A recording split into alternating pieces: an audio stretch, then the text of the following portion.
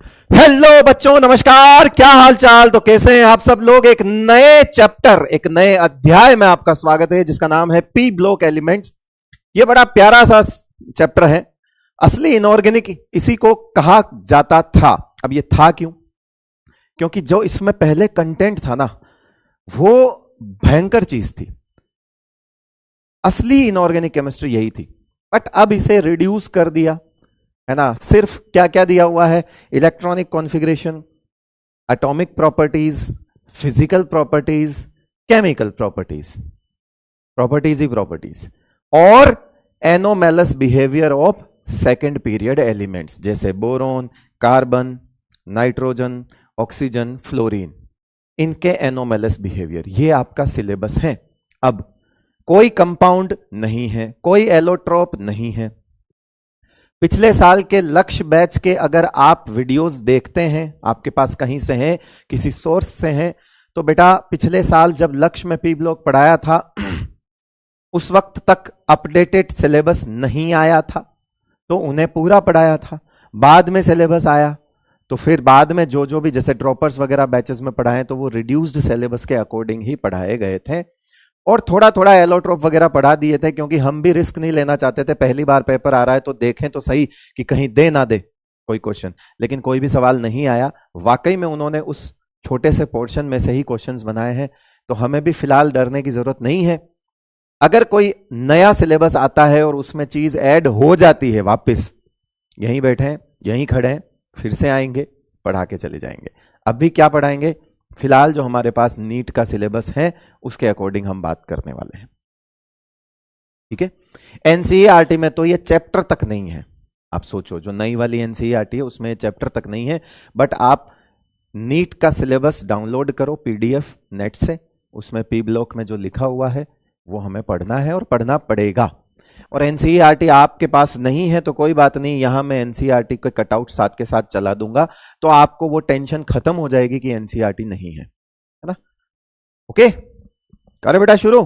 आ जाओ फिर। क्या पढ़ने वाले हैं आज? इंट्रोडक्शन, फिर एटॉमिक प्रॉपर्टीज, फिर फिजिकल प्रॉपर्टीज। पहले इंट्रोडक्शन। इंट्रोडक्शन में क्या होता है? आवाज देख लेना, लाल होना जरूरी है। हो गई लाल?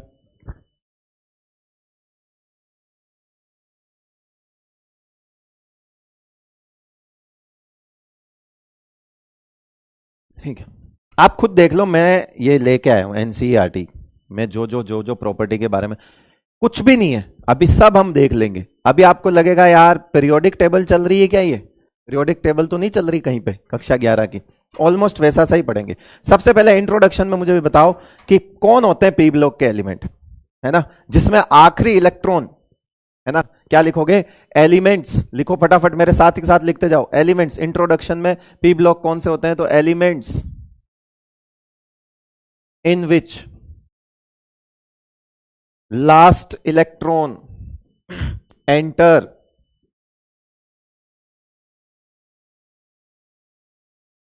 इनटू पी सब शेल, ठीक है। P sub shell, P sub shell में एंटर करता है। दूसरा पॉइंट लिखो, in P block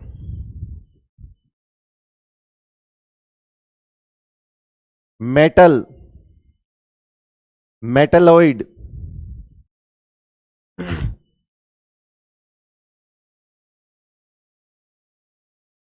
and non metal all are present. हालांकि सबसे ज्यादा जो होते हैं ये मैक्सिमम यही होते हैं, है ना, और मिनिमम मेटल, और ये बेसिकली दोनों लगभग बराबर कह सकते हो आप, मिनिमम मेटल होते हैं, ठीक है। तीसरा point, there are total 6 group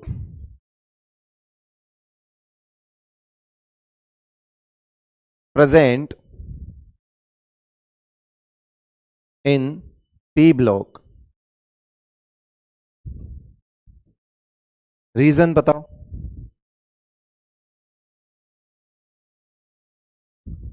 region, P subshell can accommodate maximum 6 electron. P sub shell में कितने आ सकते हैं बेटा, है ना, जो एन पी रहता है उसमें कितने आ सकते हैं, 1 to 6, 1 से लेके 6 तक आते हैं। तो नंबर ऑफ ग्रुप भी जो है वो, जो ग्रुप नंबर है वो कहां से स्टार्ट होता है इनमें, ग्रुप नंबर कहां से होंगे, 13 से 18 तक, 13 से 18 तक। बताओ कोई चीज ऐसी जो नहीं हो, सब एनसीईआरटी, सब अपन ने कक्षा 11 में पढ़ा हुआ है बेटा। ये चीजें बेसिक बेसिक सी चीजें हैं, बेसिक बेसिक इंट्रोडक्शन के अंदर हम यही सब चीजें पढ़ेंगे, बिल्कुल आसान आसान है। ठीक है बेटा, ठीक है भाई।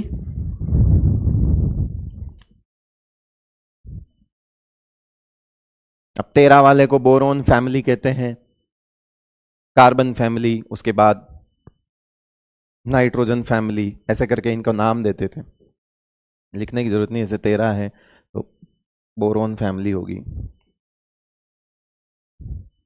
फिर कार्बन आ जाएगा, फिर नाइट्रोजन आ जाएगा, फिर ऑक्सीजन आ जाएगा, फिर इन्हें हेलोजन्स बोलते हैं,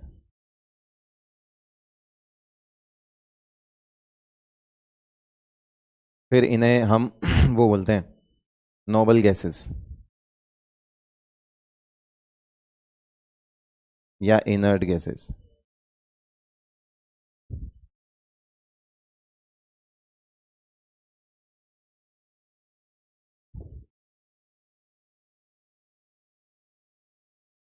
इनका एक और नाम होता है ऑक्सीजन फैमिली का, चैल्कोजेंस।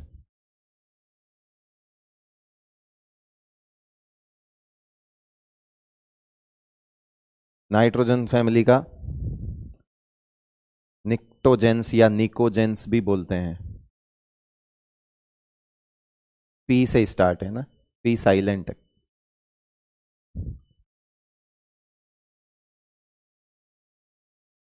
सर 11th वाला पी ब्लॉक करना जरूरी, इसमें हो जाएगा, इसमें 11th प्लस 12th दोनों कराऊंगा, फिकर नोट। हाँ ये चीज तो मैं बोलना ही भूल गया कि आप ये ना सोचें कि इसमें सिर्फ 12वीं का पी ब्लॉक होगा, नहीं नहीं नहीं, इसमें 11 + 12 पी ब्लॉक होगा। तो इसमें फायदा ये हुआ कि आपको 11वीं के लिए पी ब्लॉक अलग से पढ़ने की जरूरत नहीं है, तो ये आप पहले से देख लेना। जो एडवांस बोनस है ना, बोनस वो यहीं ऐड कर देना, मैं यहां पे बोनस ऐड कर देता हूं आपको। और लेकिन मैं फिर से रिवीजन कराने की जरूरत नहीं होगी, मैं साफ लिख रहा हूं 11th + 12th कर दिया मैंने इसको, ठीक है आपके लिए, क्योंकि दो ही तो फैमिली है, कितना सा ही बचेगा। और अब जो पोर्शन बचा है अपना नीट में, तो वो तो वैसे भी थोड़ा सा ही है, तो उसमें दो फैमिली को क्यों छोड़ें, आपको रिवाइज हो जाएगा। तो मैं 11th 12th पूरा 11th + 12th कराऊंगा। हाँ 11th में हो सकता हो आपको कितना पढ़ाया है लास्ट ईयर उतना अब नहीं पढ़ना है अपने को, है ना। तो फॉर द नीट एग्जाम के लिए जो मैं आपको करा रहा हूं, ये एक कंप्लीट पी ब्लॉक हो जाएगा आपके लिए, ठीक है, दोनों काम हो जाएंगे आपके। ज्यादा अब हमें हमें अब एलोट्रोप नहीं पढ़ने, यानी कि 11th में आपने डायमंड, ग्रेफाइट, फुलरीन पढ़े होंगे, B2H6 पढ़ा होगा, बोरेक्स पढ़ा होगा, बोराजीन पढ़ा होगा, सिलिकेट पढ़े होंगे, सिलिकॉन्स पढ़े होंगे, पढ़े हैं ना। अब कोई नहीं आएगा ऐसा, ठीक है, तो ये नहीं पढ़ेंगे अब हम। तो आप अगर 11th का रिवाइज करने जा रहे हो तो कोई दिक्कत नहीं है, क्योंकि आप फालतू पढ़ के आओगे वापस वहां पे। तो मैं कह रहा हूं 11th + 12th यानी पूरे पी ब्लॉक की जिम्मेदारी यहां छोड़ दीजिए आप, पूरे पी ब्लॉक की, कंप्लीट फॉर द नीट, आपको कहीं जाने की जरूरत नहीं है, ठीक है, कोई ज्यादा वक्त नहीं लगना उसमें, सारा काम हो जाएगा। मैं उन दो फैमिली को छोड़ के क्या ही करूंगा। चलो नेक्स्ट इलेक्ट्रॉनिक कॉन्फ़िगरेशंस पे आ जाते हैं। सबसे पहले अगर मैं बात करूं तो जनरल इलेक्ट्रॉनिक कॉन्फ़िगरेशन,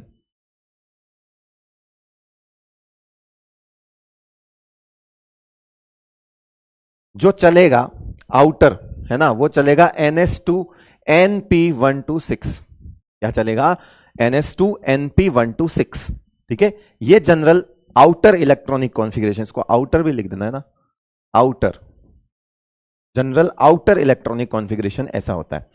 मगर थोड़ा सा आपका ध्यान खींचना चाहूंगा पीरियोडिक टेबल की तरफ, नोट नहीं किया था, थोड़ा सा स्पीड रखेंगे बेटा।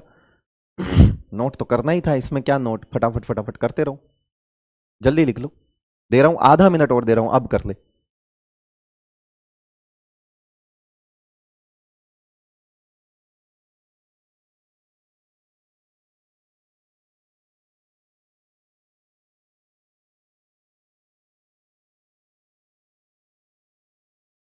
जल्दी कर ले बेटा।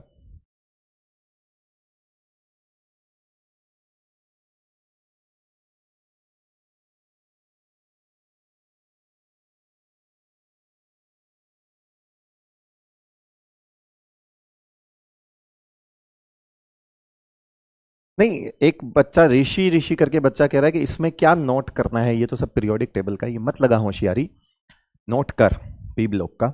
हाँ, कुछ एनसीईआरटी की लाइंस आएंगी तो फिर वो प्रिंट निकाल देना या पीडीएफ, इसको पीडीएफ भी सेव करना अच्छे से।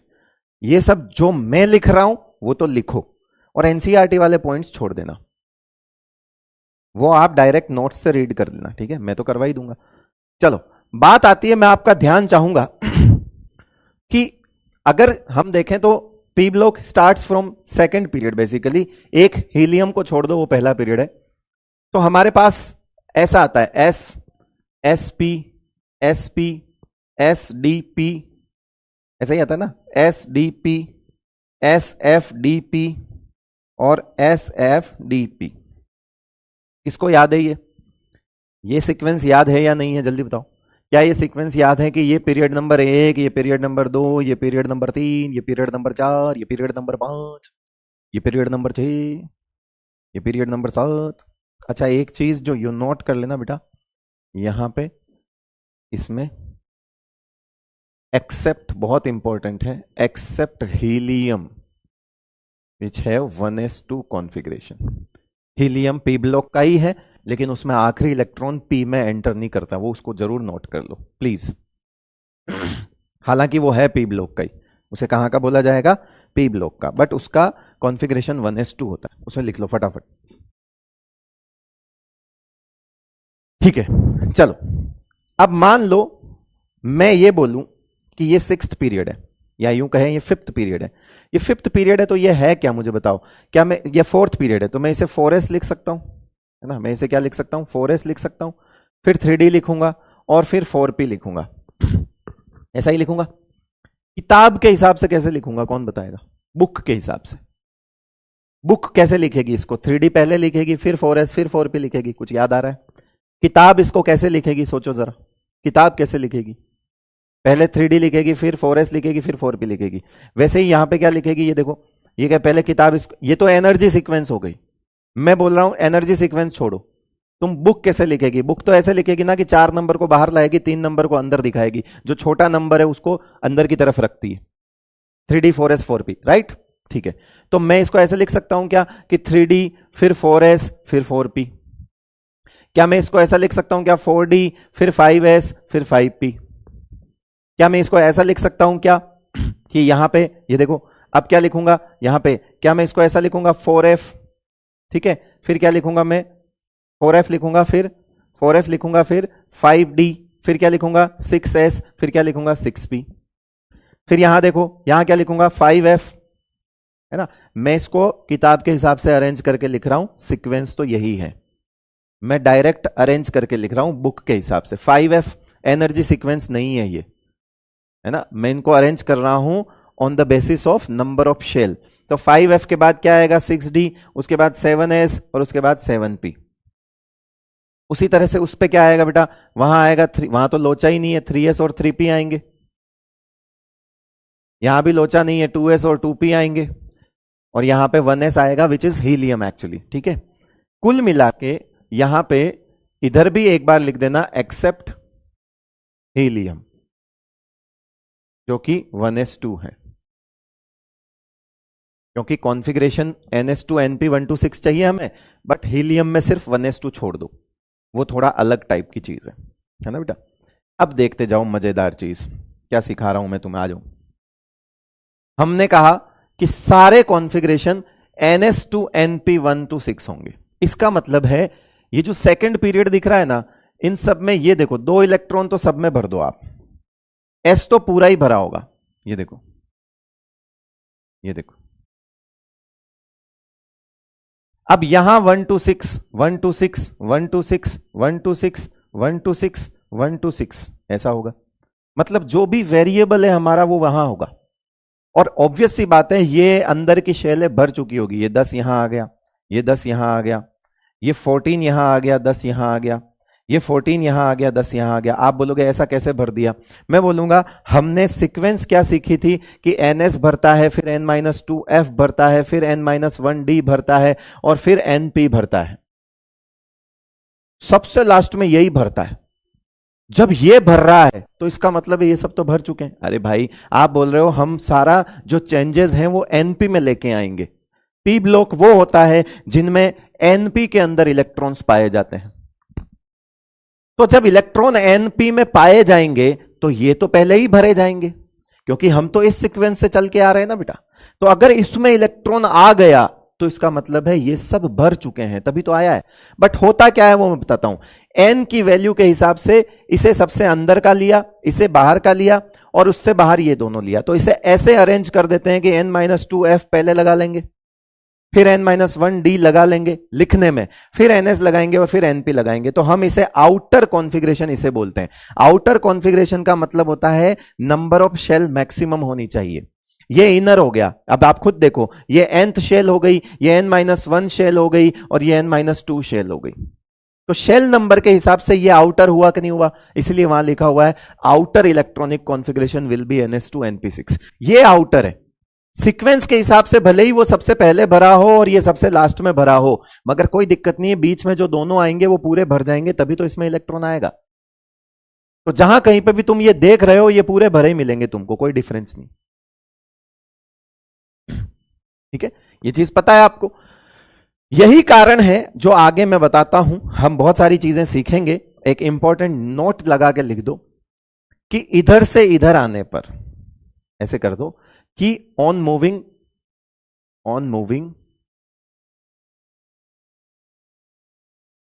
टॉप टू बॉटम या डाउन द ग्रुप,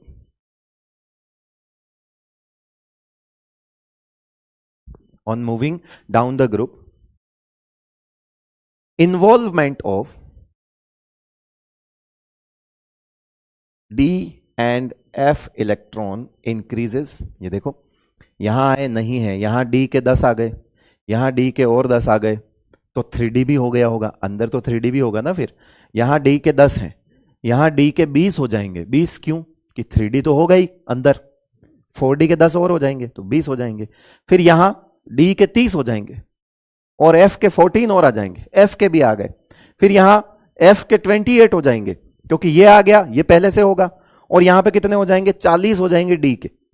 कौन से? 3d, 4d, 5d, 6d मिलके 40 इलेक्ट्रॉन हो जाएंगे। तो मेरे कहने का मतलब है जब हम नीचे से ऊपर से नीचे आ रहे हैं, जब हम ऊपर से नीचे आ रहे हैं तो d एंड f इलेक्ट्रॉन्स का इन्वॉल्वमेंट बढ़ रहा है कि नहीं बढ़ रहा है? जब हम ऊपर से नीचे आ रहे हैं तो d और f इलेक्ट्रॉन्स का इन्वॉल्वमेंट बढ़ रहा है कि नहीं बढ़ रहा है? ऑब्वियस ही बात है, जब आप 4d में इलेक्ट्रॉन दिखा रहे हो तो ऑब्वियसली 3d तो भर चुका होगा ना अंदर की तरफ पहले। अरे बोलो भाई। तो एनसीईआरटी लिखता है कि टॉप टू बॉटम आने पर डी एंड एफ इलेक्ट्रॉन्स का इन्वॉल्वमेंट बढ़ता है ना, विच अफेक्ट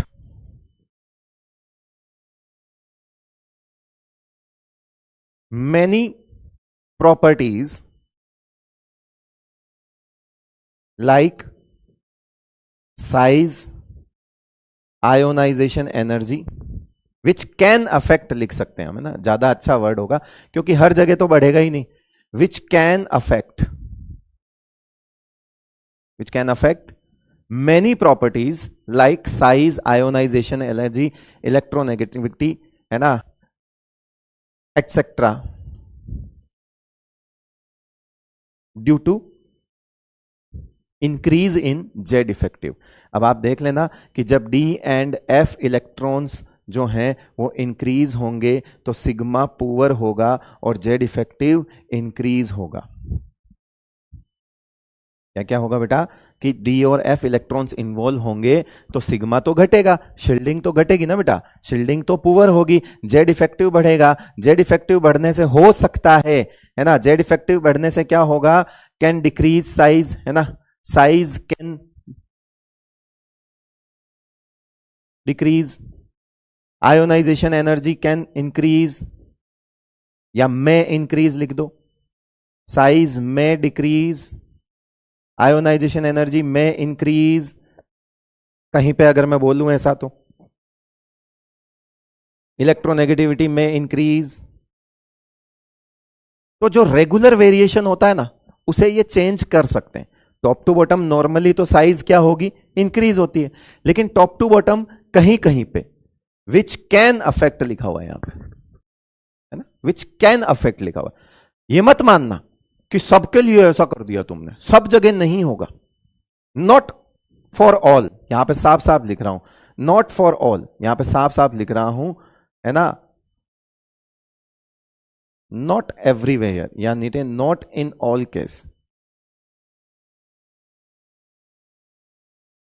साफ साफ, ठीक है, हर जगह नहीं, हर जगह नहीं, पर जहां जहां पे ये प्रॉब्लम आएगी वहां वहां पे हमारे पास जो जवाब होगा ना, वो यही होगा कि भैया जेड इफेक्टिव के अंदर वेरिएशन आ गया, इसकी वजह से इसकी साइज होनी चाहिए थी बड़ी मगर हो गई छोटी, इसकी आयोनाइजेशन एनर्जी होनी चाहिए थी कम मगर हो गई ज्यादा।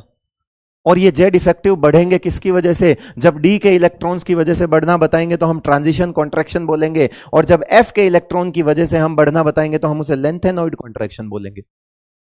तो हम ऐसे ऐसे शब्दों का नाम लेंगे, ट्रांजिशन कॉन्ट्रैक्शन, लेंथेनॉइड कॉन्ट्रैक्शन, वो है कुछ नहीं। हम कहां लेंगे, हम कहां से शुरू होंगे ये सब करना, क्या हम यहां से शुरू हो सकते हैं, नहीं। क्या हम यहां पे शुरू होंगे, बिल्कुल। हम फोर्थ पीरियड में ये काम बता सकते हैं कि डी का इलेक्ट्रॉन पहली बार आया, जो चीज पहली बार आती है वो बहुत इफेक्ट डालेगी। फिर यहां पे तो डी के इलेक्ट्रॉन्स की आदत हो गई, फिर यहां पे एफ पहली बार आया है, जहां पे जो चीज पहली बार आएगी वो बहुत ज्यादा असर डालेगी, तो यहां पे फिर से असर आएगा बहुत सी जगहों पे, हर जगह नहीं आएगा मगर बहुत सी जगह आएगा। जहां जहां आएगा मैं बता दूंगा।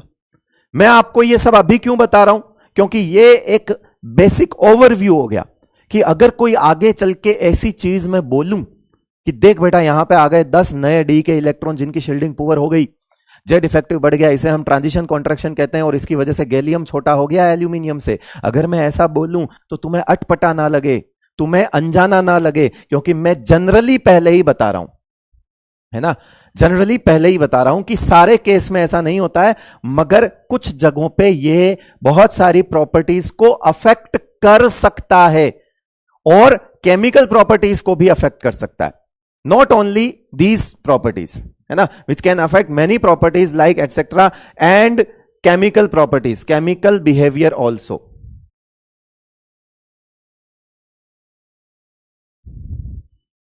तो कुल मिला के इंटरेस्टिंग चीज क्या है पी ब्लॉक में, इंटरेस्टिंग चीज है पी ब्लॉक में कि जो हैवियर मेंबर्स होते हैं, सर हैवियर मेंबर क्यों बोला, देख भाई, यहां बोरॉन, यहां एल्यूमिनियम, यहां गैलियम, यहां इंडियम, यहां थेलियम, कुल मिला के जब नीचे आ रहे हो, हैवियर मेंबर्स का मतलब होता है जिनका मास ज्यादा हो, एटॉमिक नंबर ज्यादा है, मास ज्यादा है, हैवियर मेंबर का मतलब नीचे।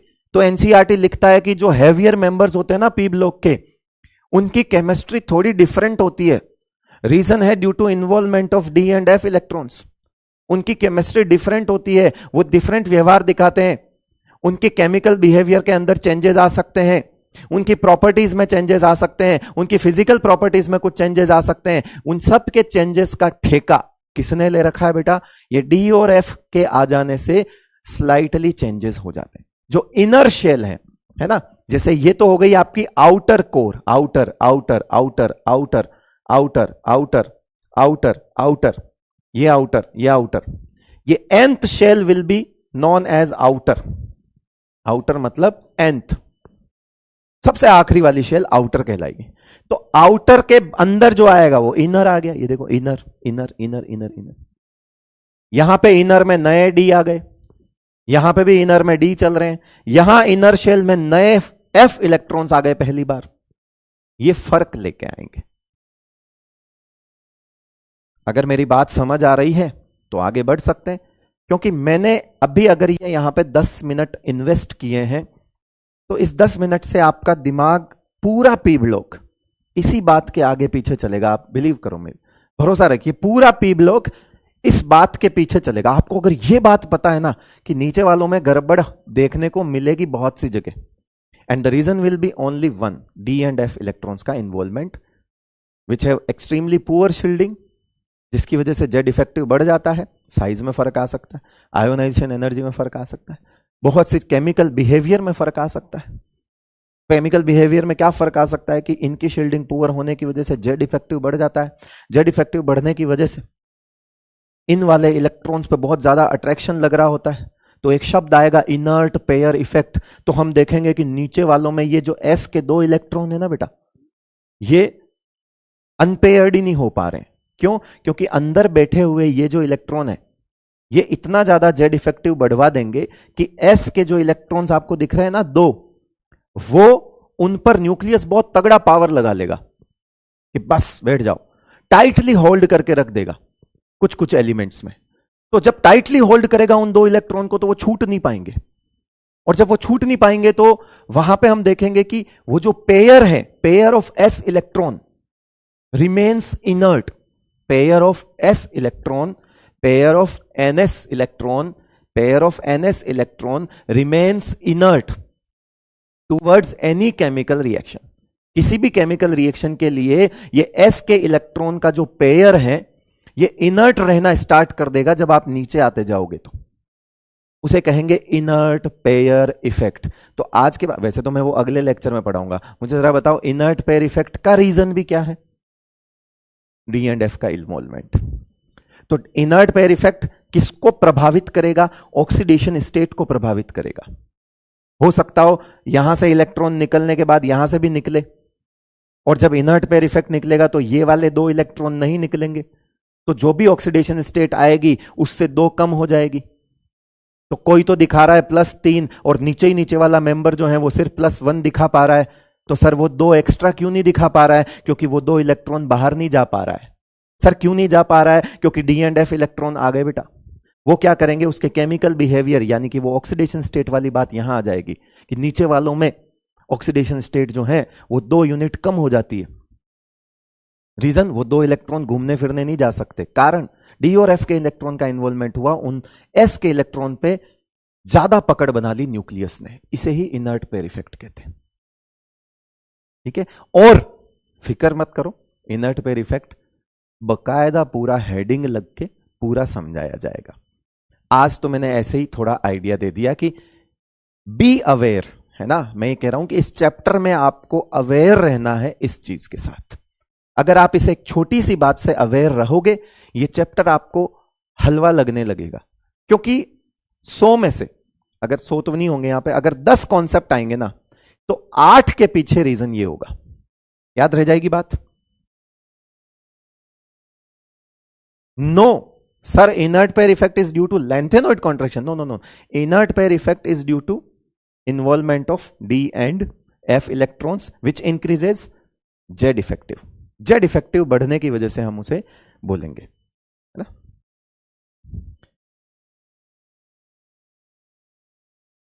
अब कहो तो ये पूरा चैप्टर एक स्लाइड में हो गया, कुछ बचा ही नहीं। अभी आओ फटाफट चलो आगे चलते हैं। अब हम अलग अलग इलेक्ट्रॉनिक कॉन्फ़िगरेशन देखते हैं। बाकी करना आपको, ये मैं फिर कह रहा हूं। ये रहा बोरोन, मैं यहां पे लिख रहा हूं क्या, इसको तो चलो पहले ही 1s2 लिख दो, बीमारी खत्म करो। ठीक है, मैं यहां लिख रहा हूं पीरियड नंबर 2, यहां लिख रहा हूं पीरियड नंबर 3, यहां लिख रहा हूं period number 4, period number 5 and period number 6।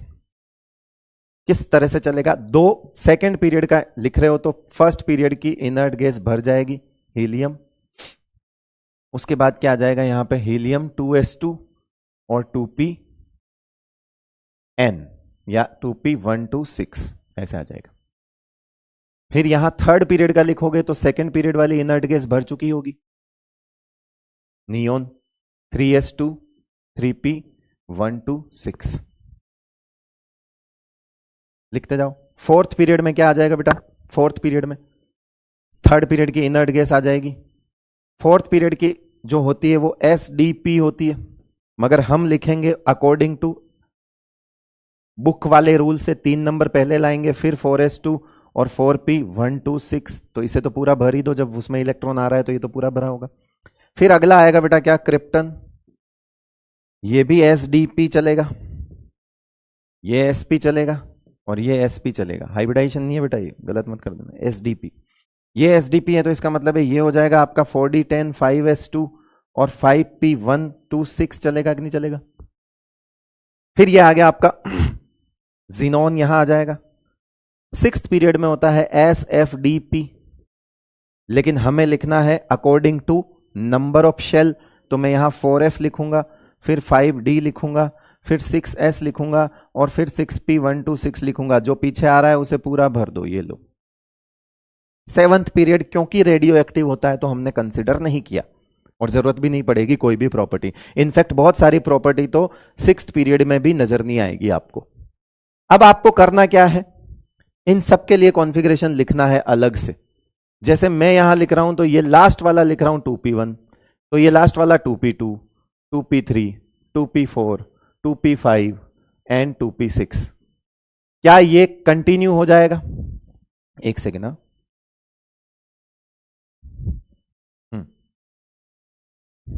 ये यहां चलेगा कंटिन्यूसली इधर।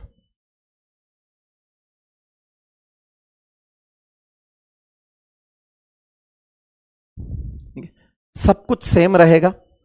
जब 2P को इधर वाला सब कुछ सेम, वहां 2P1 लिख दोगे, ये हो जाएगा। आगे आ जाओ, इसको क्या लिख दूंगा मैं, ये 3P1 लिख दोगे, 3P2, सबसे लास्ट वाला लिख रहा हूं, पहले वाला वही रहेगा ये।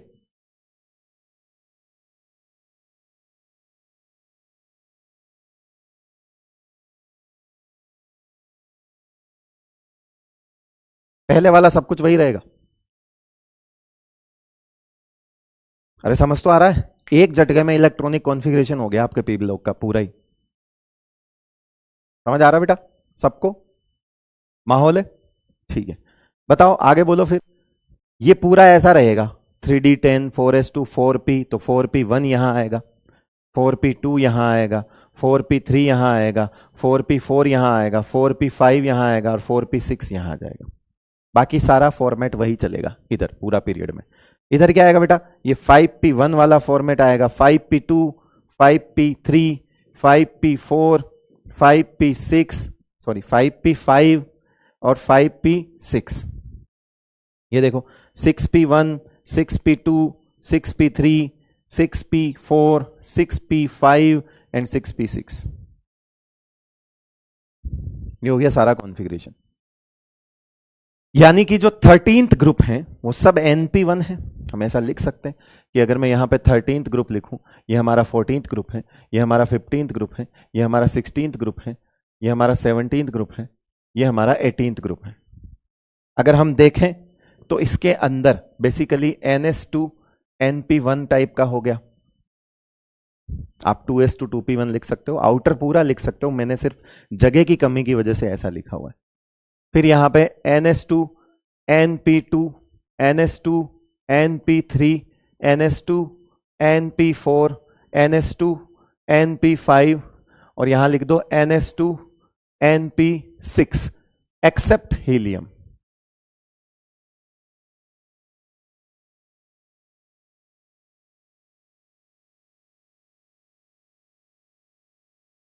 S और P में एक्सेप्शन नहीं है किसी भी कॉन्फ़िगरेशन में, जीरो एक्सेप्शन।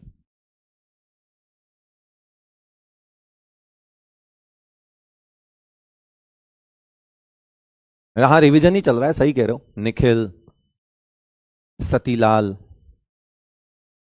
है।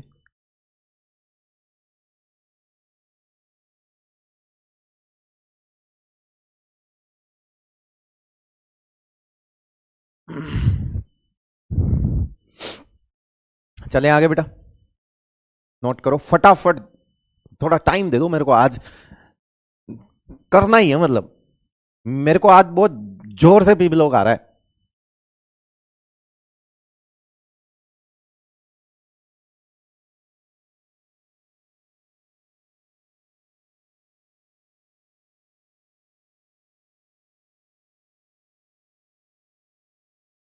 एक कह रहा है मैंने तो ये 11th में पढ़ा ही नहीं।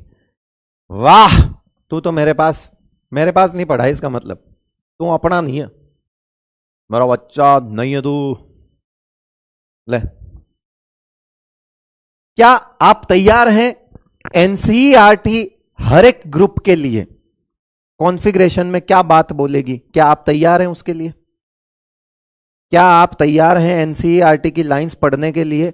बहुत फास्ट पढ़ाऊंगा, फटाफट। कुछ वो यहां से रिलेटेड बात करेगा, कि जनरली ये होता है, क्या बात करेगा, हर एक फैमिली में एक कॉमन लाइन रहेगी उसकी, वो मैं सुन लो।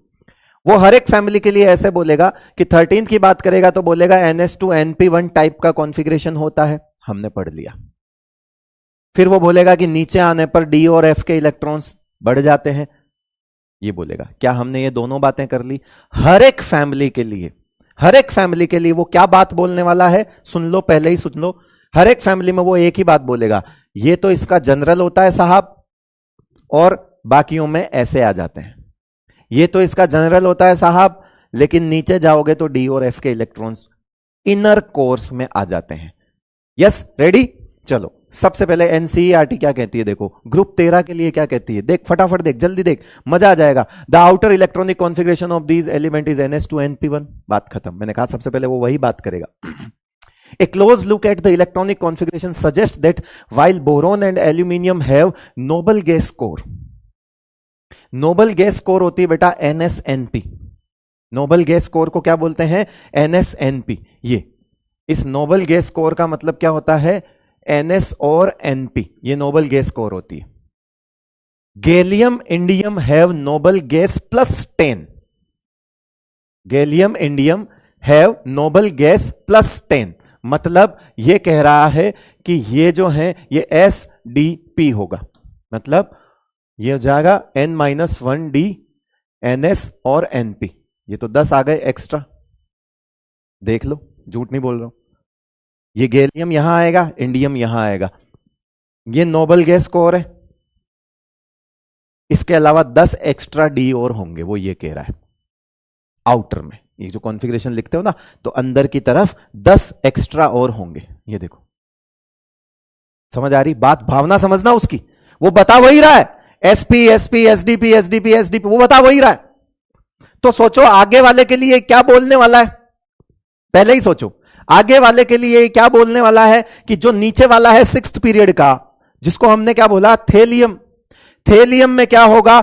इनर्ट गैस कोर, ये inert gas core plus 10 electron D के प्लस 14 इलेक्ट्रॉन एफ के, ये भी होगा। समझ गई बात? बात समझ आई? फील आई कि नहीं आई? उस लाइन का मतलब समझ आया कि नहीं आया? जल्दी बोलो, लाइन का मतलब समझ आया बेटा? चलो, लाइन का मतलब समझ आया, ठीक है। तो वो ही कह रहा है, देखो, thallium has noble gas +14 electron plus D electron course. कह रहे वाह यार, आज दिन तक ये वही हुआ SFDP टाइप का, ये वही हुआ SDP टाइप का, वो वही हुआ SP टाइप का। तो हम भी जानते हैं these are not only for 13th group. ऐसा आप हर ग्रुप के लिए बोल सकते हो कि दूसरा तीसरा पीरियड सिर्फ इनर्ट गैस कोर रखेगा, चौथा पांचवा पीरियड इनर्ट गैस के साथ 10 नए डी के रखेगा। अगर आप उसे ऐसे अरेंज करते हो जैसे मैं इसको कर रहा हूं, N-2F N-1D है ना, NS और NP, तो ये 14 एक्स्ट्रा, ये 10 एक्स्ट्रा है ना। अगर आप ऐसे अरेंज करो तो वो दो गेम है, वो गेम कभी उल्टा मत समझना। एक तो शेल नंबर के हिसाब से लिखना और एक एनर्जी सीक्वेंस के हिसाब से लिखना। ये सिर्फ इस 13वें ग्रुप के लिए नहीं है, ये हर ग्रुप में ऐसा ही होगा। क्यों? क्योंकि हमें तो पता है ये तो कॉमन ही रहेगा पीछे, यहीं पे तो चेंजेस आ रहे हैं। हर ग्रुप के लिए सेम रहेगा। यस, बात समझ आई? मजा आया कि नहीं आया? अब सोचो ये लाइंस अगर आ जाए मेन एग्जाम में कि गैलियम हैज, है ना, inert gas core with D10 D electron extra, with 10 extra D electron, कह रहे यार ये क्या आ गया, कौन सी इनर्ट गैस कोर की बात कर रहा है? कुछ नहीं कर रहा है, तुम्हें पता है ना, SP SP SDP SDP SFDP SFDP, वही बात कर रहा है। बात खत्म। This difference in electronic structures affect the other properties and consequently the chemistry of the elements of this group. अब सिर्फ not only for this group, for the entire p block, ये जो इनर कोर के electrons आ जाते हैं, इसकी वजह से काफी ज्यादा चेंजेस आने को देखने को मिलते हैं नीचे नीचे।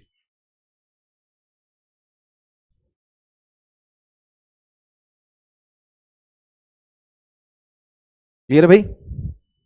फील आ गई? चलो group 14, the valence shell electronic configuration of these element is ns2np2। मैंने कहा था सबसे पहली बात तो वो यही करेगा।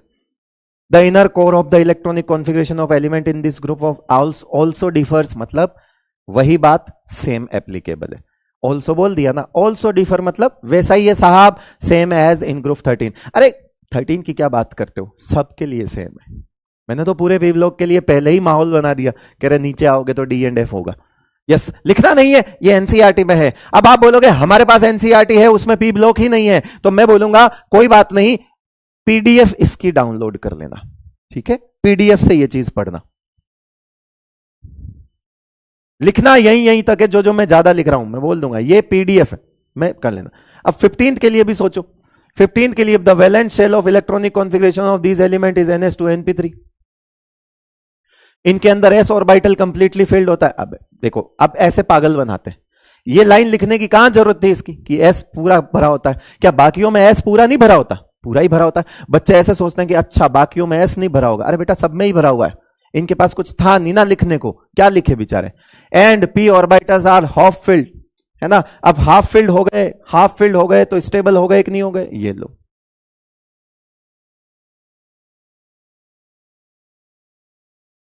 कुछ नया लिखना था इसको तो लिख दिया इसने। अब इस स्टेबिलिटी की वजह से कुछ चीजें बदलेंगी क्या? बदल सकती है साहब, हमने तो 11वीं में पढ़ दिया। एंगल ऑफ डेविएशन आ गया और कह रहा है कि सर कुछ समझ नहीं आ रहा। अब ये तो आज कंफर्म हो गया कि एंगल ऑफ डेविएशन जो है वो प्योरली स्पैमर है, ठीक है, प्योरली, ये तो मैं मान सकता हूं, क्योंकि कतई गधा होगा ना जो, उसे ये नहीं समझ आ रहे होंगे।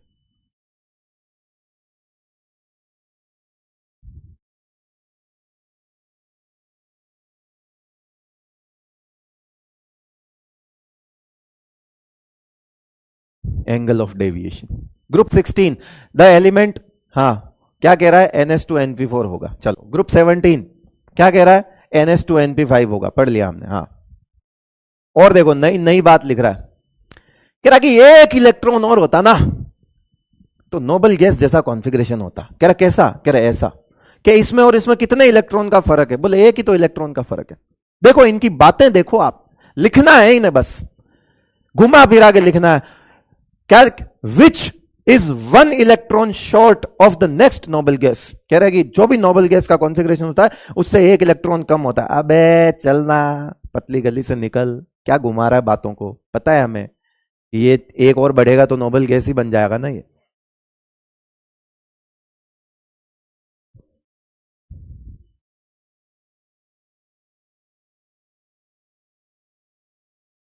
Next, all noble gases have, ये एंगल ऑफ डेविएशन को परमानेंट हटाओ, बीमारी साफ करो इसको।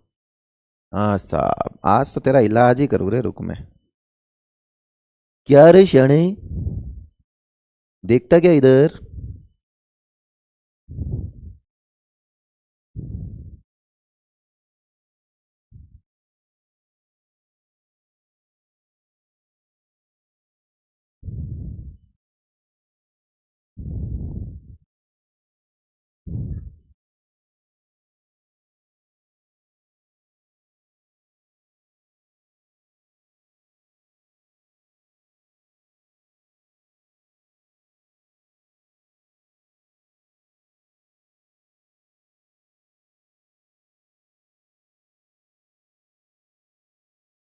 परमानेंट हटाना।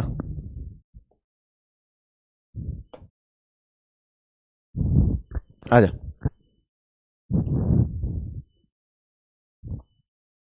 एक्सेप्ट हीलियम हमने पहले ही देख लिया, which has 1s2 obviously. Many of the properties of noble gases, including their inactive nature, are ascribed to their closed shell structure. What is closed shell structure?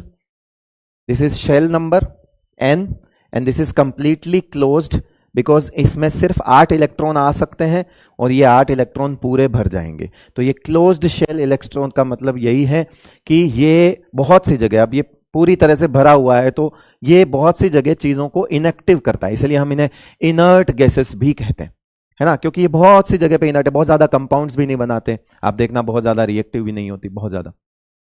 ठीक है बेटा।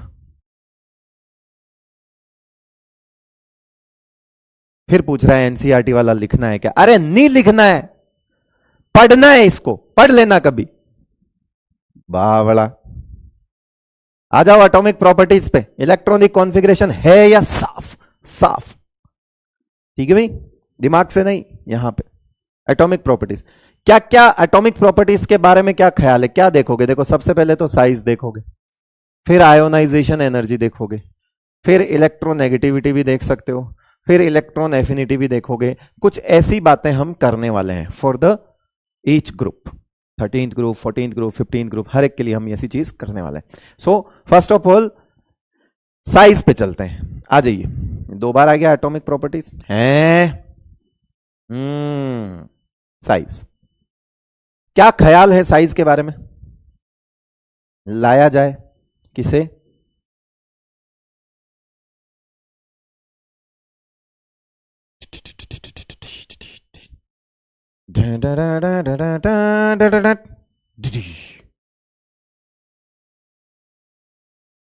लो,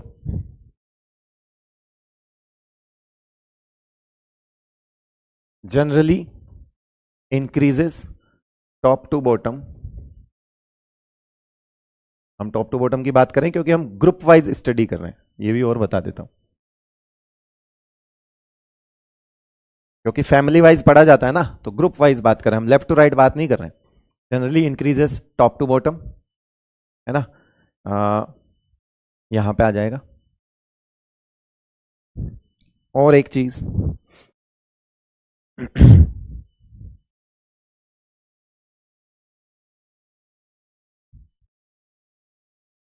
अगर मैं यहां से यहां तक पूरा देख लूं तो इसमें कोई एक्सेप्शन नहीं है ना, नो एक्सेप्शन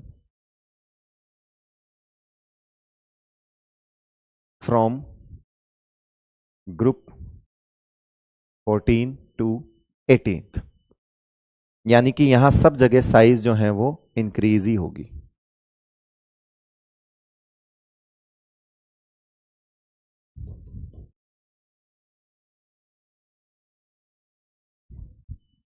तो इनको कोई अलग अलग याद नहीं करना है, एक साथ लिख देना। ग्रुप 15 से, सॉरी ग्रुप 14 से 18 तक, ये 14th है बेटा, है ना, ये 15th है, ग्रुप 14 से 18 तक साइज इंक्रीज होती। ये एक कहानी थोड़ी अलग हो गई, यहां से यहां साइज बढ़नी चाहिए थी, मगर मगर मगर मगर यहां पे साइज जो है वो डिक्रीज हो गई, है ना। तो ऐसा क्यों हुआ? रीजन, इन गैलियम एक्स्ट्रा 10 या 3d10 electrons are present in inner shell which have poor sigma, sigma कम होगा, जेड इफेक्टिव बढ़ेगा, तो साइज जो है वो डिक्रीज हो जाएगी। इसे हम कहेंगे ट्रांजिशन कॉन्ट्रैक्शन।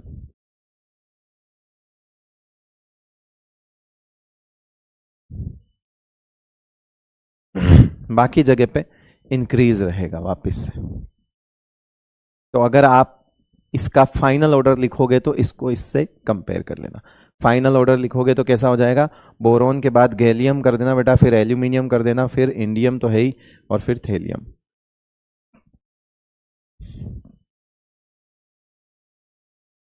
ठीक है भाई, एक कह रहा पीरियोडिक टेबल चल रही है, अब चल तो वही रही है, पर करें क्या पढ़ना। अब ये आएगा भी यही ना, यही आता है पी ब्लॉक में।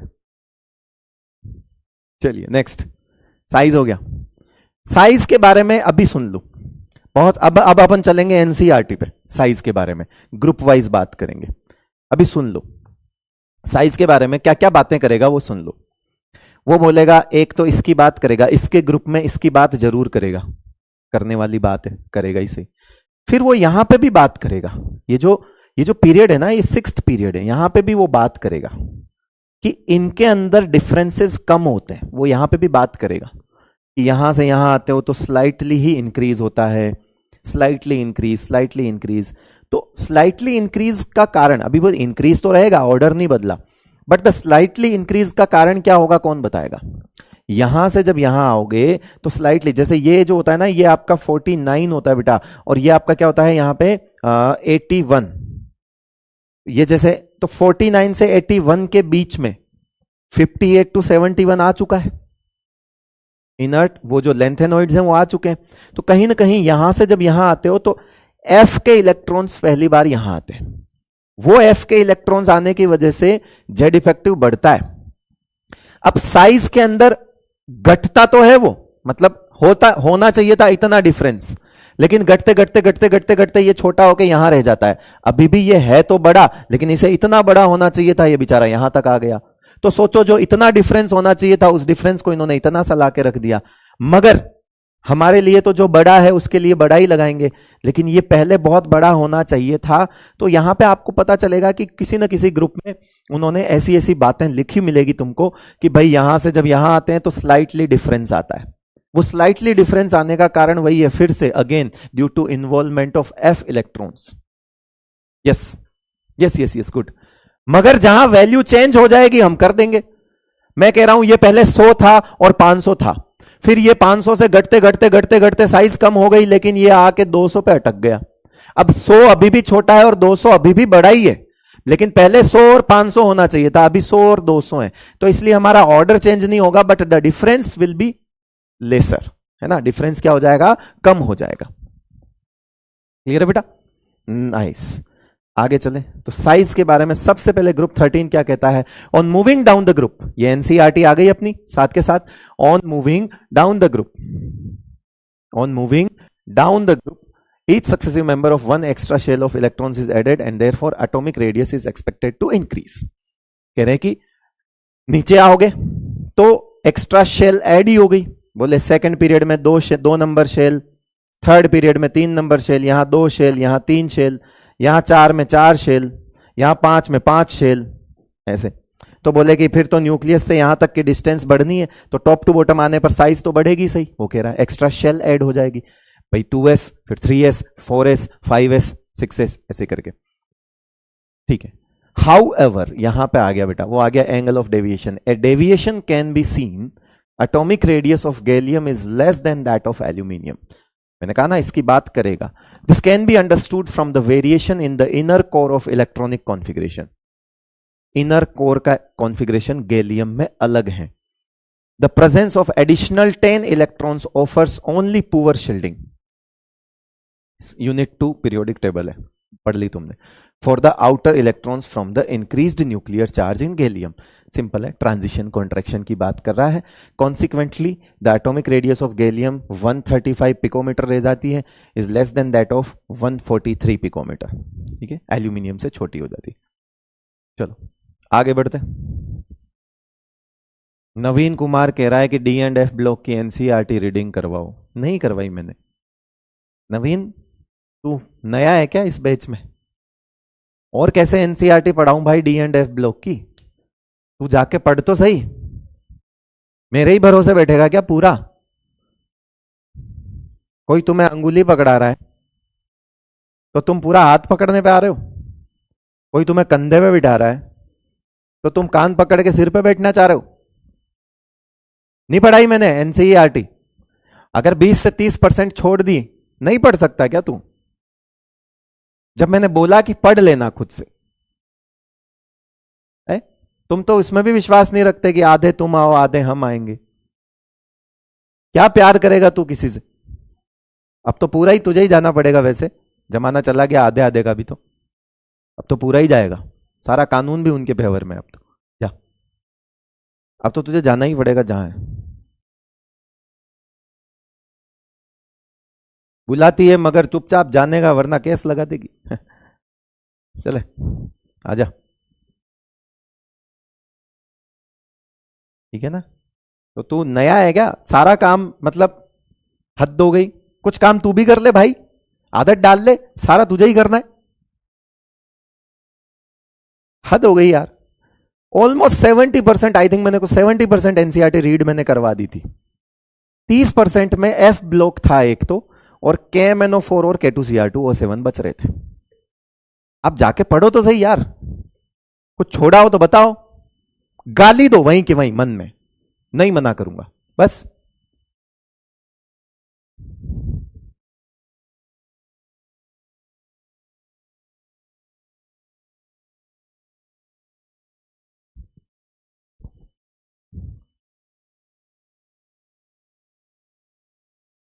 वैल्यूज याद करनी, अरे नहीं करनी मेरे भाई, नहीं करनी। चलो ग्रुप 14 के लिए साइज क्या कह रहा है कि this is a, there is a consider, अब 14 में top to bottom size increase ही होती है, अभी पढ़ लिया। 14 से लेके 18 तक कोई एक्सेप्शन है क्या? अरे बोल लो। क्या 14 से लेके 18 तक कोई एक्सेप्शन है क्या? अरे बोल लो। नहीं है सर। तो बस कोई एक्सेप्शन की बात नहीं करेगा, बोलेगा कि there is a considerable increase in carbon to silicon, thereafter from silicon to PB is a small, वही transition contraction. This is due to the presence of completely filled D and F orbital heavier members, transition D and F electrons का involvement. Again वही बात आ गई, मैंने कहा ना बढ़ेगी, मगर सबसे कंसिडरेबल इंक्रीज तो कार्बन से सिलिकॉन है। हमारे लिए अभी भी इंक्रीज ही है, पर यह कह रहा है कि यहां का गैप कम हो जाएगा। गैप कम होने का कारण डी एंड एफ इलेक्ट्रॉन लिख दिया इसने इन हेवियर मेंबर्स। बढ़ेगा, कोई उल्टा सिल्टा नहीं होगा, वो मैं होता तो बता देता ना, यहां बता देता, होता तो कुछ नहीं है, सब बढ़िया चल रहा है, यहां पे कोई टेंशन नहीं है। 14 से लेके 18 तक कहीं पे कोई तनाव वाली स्थिति नहीं आएगी, सिर्फ 13th वाले में है, कर दी हमने। 13th वाले में वही स्थिति ऑर्डर बदल देती है, इतनी भयंकर लगती है। बाकियों में लगती है तो इनके डिफरेंसेस को कम कर देगी, हो जाने दो, क्या ही फर्क पड़ता है उससे, हमारे लिए ऑर्डर थोड़ी बदलेगा। हां लेकिन ये बात समझना जरूर कि कभी ऐसा स्टेटमेंट आ जाए तो समझ जाना कि डी एंड एफ इलेक्ट्रॉन्स का इन्वॉल्वमेंट है।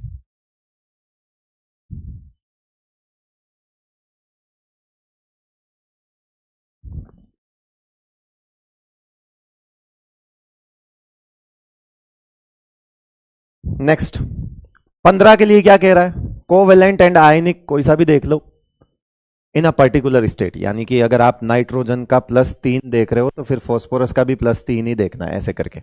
इन अ पर्टिकुलर स्टेट का मतलब ऐसा नहीं इसका इसका 5 देख के इसका 3 देख रहे हो, वो मत करना है ना, ऐसा करके।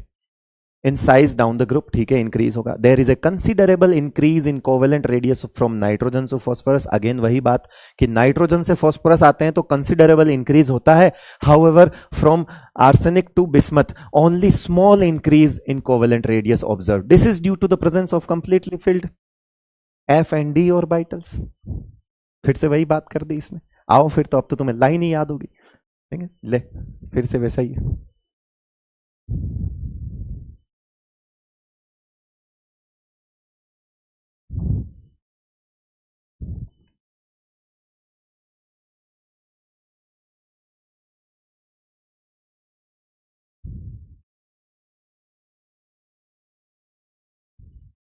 शुभम कह रहा है सर कोई बुलाती ही नहीं है। काबिल बनो, काबिल बनो, याद रखना वक्त पैसे की है। सुन रहा है मेरी बात का? काबिल बन, वक्त पैसे की है बेटा, वक्त वक्त समझता है ना, वैल्यू पैसे की। कलयुग चल रहा है, कलयुग। अच्छे इंसान हो अच्छी बात है, मगर कलयुग में पैसा बोलता है। अच्छे इंसान मन से बने रहो, मत करो किसी का बुरा, मगर बोलता साला पैसा ही है, यहां पे क्या करें।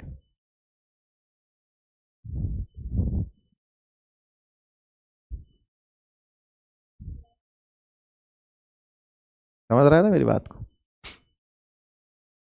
दिल कौन देख, प्यार करने वाला जमाना चला गया मेरे भाई, चला गया। किसी को दिल से चाहोगे ना बे इंतहा, तुम सबसे पहले साइड में हो जाओगे। फिर कह रहे यार सेंटी मारता है बात बात पे, हटा साले को।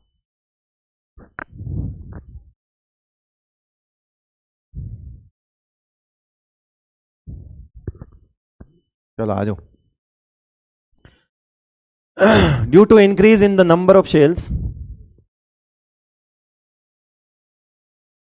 कोई भी हो चाहे कोई भी, मैं दोनों जेंडर की तरफ से बोल रहा हूं, दोनों जेंडर। ऐसा मत समझ लाना कि लड़कियां तुम्हारे लिए ही बोला जा रहा है ये, नहीं नहीं नहीं नहीं, ऐसा नहीं है। अगर लड़की सीधी है ना तो उसे भी कोई नहीं पूछता, आज का जमाना ही ऐसा है। लेकिन वही उछल कूद करने वाली नाचने वाली लड़कियां होंगी, आपको तो पता ही है, बाकी नैन मटक के जुल्फों के झटके, अगर ऐसी होंगी तो वो जल्दी पसंद आएंगी। तो अभी क्या है कि हाँ, जो ट्रेंड चल रहा है ना, वहां शराफत का दौर नहीं है बेटा, ये शराफत का दौर ही नहीं है। यहां शरीफों की कोई इज्जत नहीं है, क्योंकि ये दौर ही नहीं है शराफत का। आप बेवकूफ कहलाएंगे शराफत दिखाएंगे तो, मतलब ही नहीं उस चीज का। दोनों तरफ से, आप सिर्फ ऐसा ना समझे कि मैं सिर्फ एक तरफ से खड़े होकर ये बात बोल रहा हूं, ना ना ना ना, दोनों तरफ से। सर के साथ हुआ है ऐसा, अबे सबके साथ होता है ऐसा।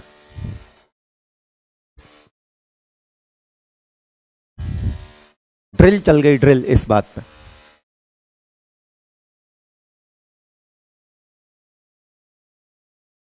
एक कह रहा है इसीलिए पढ़ रहे हैं सर, अबे पागल वागल है क्या? पेशेंट को ही पकड़ लेगा क्या? Due to increase in the, कह रहा आजा इसीलिए तो पढ़ा था। अबे पागल हो गया, भूखे इंसान, इसलिए नहीं पढ़ रहा तू। हाँ लेकिन पढ़ लेगा तो ये चीजें हो सकती हैं। कह रहे इसीलिए तो पढ़ रहा हूं। कह रहे जुकाम तो होता रहेगा, आप एक बार बात कर लेते हैं थोड़ी सी, जुकाम सही कर देंगे अपन, कोई दिक्कत नहीं।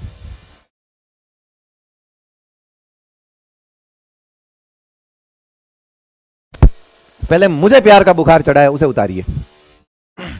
ऐसा डॉक्टर बनेगा ये। आजा। 16 कह रहा है due to increase in the number of shells the atomic, अरे ठीक है भाई यार, टॉप टू बॉटम है ना, ऑक्सीजन सबसे छोटा है कह रहा है। हाँ, the halogen have the smallest atomic radius in their respective period. अब आप बोलोगे कि ऐसा क्यों? क्योंकि ये तो वंडरवॉल है ना, और मैंने कहा था 11वीं में कि वंडरवॉल को देखते ही नहीं है। तो सबसे छोटा कौन हुआ? ऐसे वाला हुआ। जैसे मैं अगर मैं बोलूं कि कार्बन, नाइट्रोजन, ऑक्सीजन, क्लोरीन, हर एक पीरियड में ये सबसे छोटा है। आप बोलोगे ऐसा, फिर ये ऐसा क्यों है? तो मैं बोलूंगा due to van der Waals radius.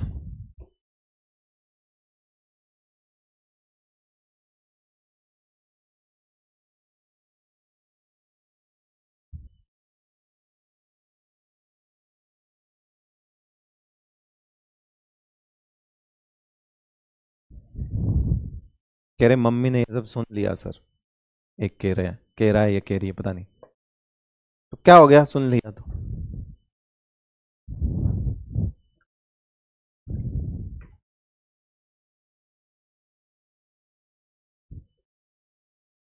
Drill की आवाज आ रही है, ठीक है। 18 में भी था टॉप टू बॉटम इंक्रीज होगा, हो गया साइज, हो गया भाई, हो गया, है ना, ठीक है। कुछ हो तो बता दो।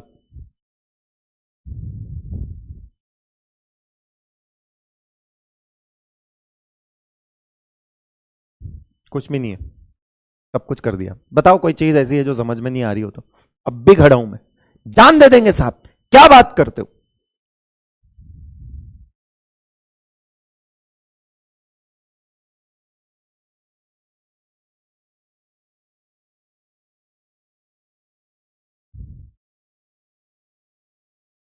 मोहित राज कह रहा है हेलो डोली लेकर आऊं क्या? स्पेलिंग ठीक कर ले उसकी। चाय बनवाएगा क्या? बर्गर खाएगा? बर्गर खाएगा? नहीं, ले चल। अब आते हैं आयोनाइजेशन एनर्जी पे। क्वेश्चन कराऊं? पीरियोडिक टेबल में करवा दिए ना यार भाई, बाकी डीपीपी में दे दूंगा। क्या क्वेश्चन करवाऊं कि ग्रुप 13 की साइज का ऑर्डर लिख, ग्रुप 14 की साइज का ऑर्डर लिख, ग्रुप 15 की साइज का ऑर्डर लिख, ग्रुप 16 की साइज का ऑर्डर लिख, ग्रुप 17 की साइज का ऑर्डर लिख, ग्रुप 18 की साइज का ऑर्डर लिख। ये करवाओ, करवा तो दिया, ये सारे क्वेश्चन ही थे।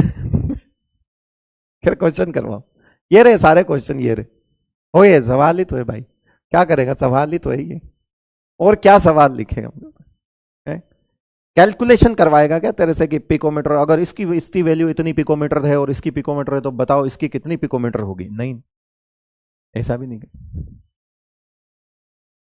ले चल, तेनू लेके मैं जावांगा, ऐसे मूड में आ गया एक मोहित राज, नाम मेरा है खराब कर रहा है,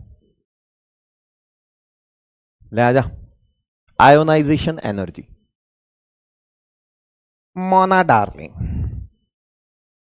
13th group, boron, aluminium, gallium, indium and thallium.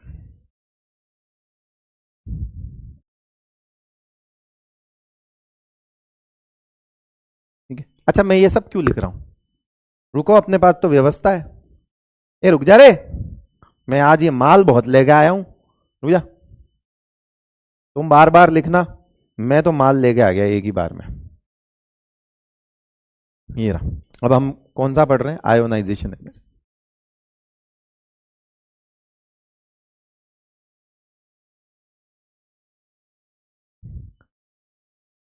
Top to bottom,